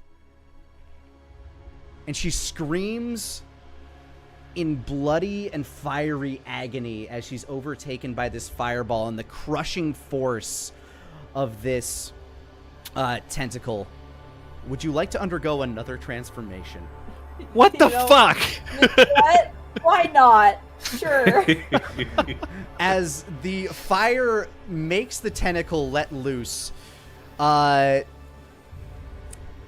Gallows, what you see behind you is a fireball being let loose, and the body of the curtain killer once again contorting and shifting and writhing. Would you like to describe your final transformation? I am just a kaiju of meat and eyeballs. and teeth where they shouldn't be. A giant, massive ball of meat and tentacles and bone. And almost comically, there is a dowel lodged in there with two curtains flapping in the breeze. And a long, billowing strand wafting off into the night, nearly silhouetting the moon as this Tetsuo-like meatball begins to almost engulf the house with tentacles, meat, and bone. The young woman, with a mouthful of red and green leaves, begins to push herself up off the ground. As the helicopter approaches, you see from the helicopter a man yelling, "Vicky!" He throws her what appears to be an RPG. Holy shit! Oh no! my god! It's Chris Bloodfield. Chris Bloodfield. Chris Bloodfield, I love him. This is it. The final round of combat. Pandora and the monster formerly known as Curtain Killer. What do as she levels this RPG at the Curtain Killer's giant, massive orange eyeball? No, can I do something kind of funny, Mark? Go for it. I turn to you and I say, for the first time, I stay, you go, no following. Are you just going to use a tentacle to just like yeet him into the forest? I'm gonna say, I'm gonna grab my good friend Pandora because, I mean, she can eat a dead body like nobody else I've ever met in my life. That's something special, and I'm just gonna yeet her into the woods. All right, go ahead and buff body +1 again as you yeet Pandora as safely as possible. Go ahead and roll. Godspeed 13. Wow. Honestly, at this point, it is literally impossible to fail. So, Sail! So, you throw Pandora, and Pandora, as you sail into the night, looking into the distance, the rocket launcher fires, explodes into the Curtain Killer as Victoria grabs the ladder of the helicopter and gets pulled off. The last thing you see is a blinding light as a nuclear explosion overtakes the house. Right. And you and Gallows make it off to safety. The Curtain Killer consumed in this cataclysmic fire of atomic death. Good lord. Yeah, but how much damage do they take, though? Like, is there a chance? I just want to know. Beneath the rubble, a tentacle rises. Just the post-credit scene. now you have to go through the B side, and then to unlock the Yeah, secret yeah. file. Right. You have to know the getaway train. Yeah. You gotta get the B ending so you can get the C ending. The You have C to- stands you have for to- curtain. Incredible. Oh my And with God. the mystery left in the night, Gallows, on limping leg, and like with just every ounce of you being able to kind of like stop the bleeding around your face, you make it to your exfiltration point, data in hand, having mostly successfully completed your mission. You're docked a few points for creative input, but the only word they have to go on is yours at this point. Meanwhile, stalking the forest and rejoining the elders of his people, reamassing their clan with a new tale of victory. The young Pandora guides his people to an unsuspecting nearby urban development. And here is where we will end our story. Amazing. I love how the first damage I took was friendly fire.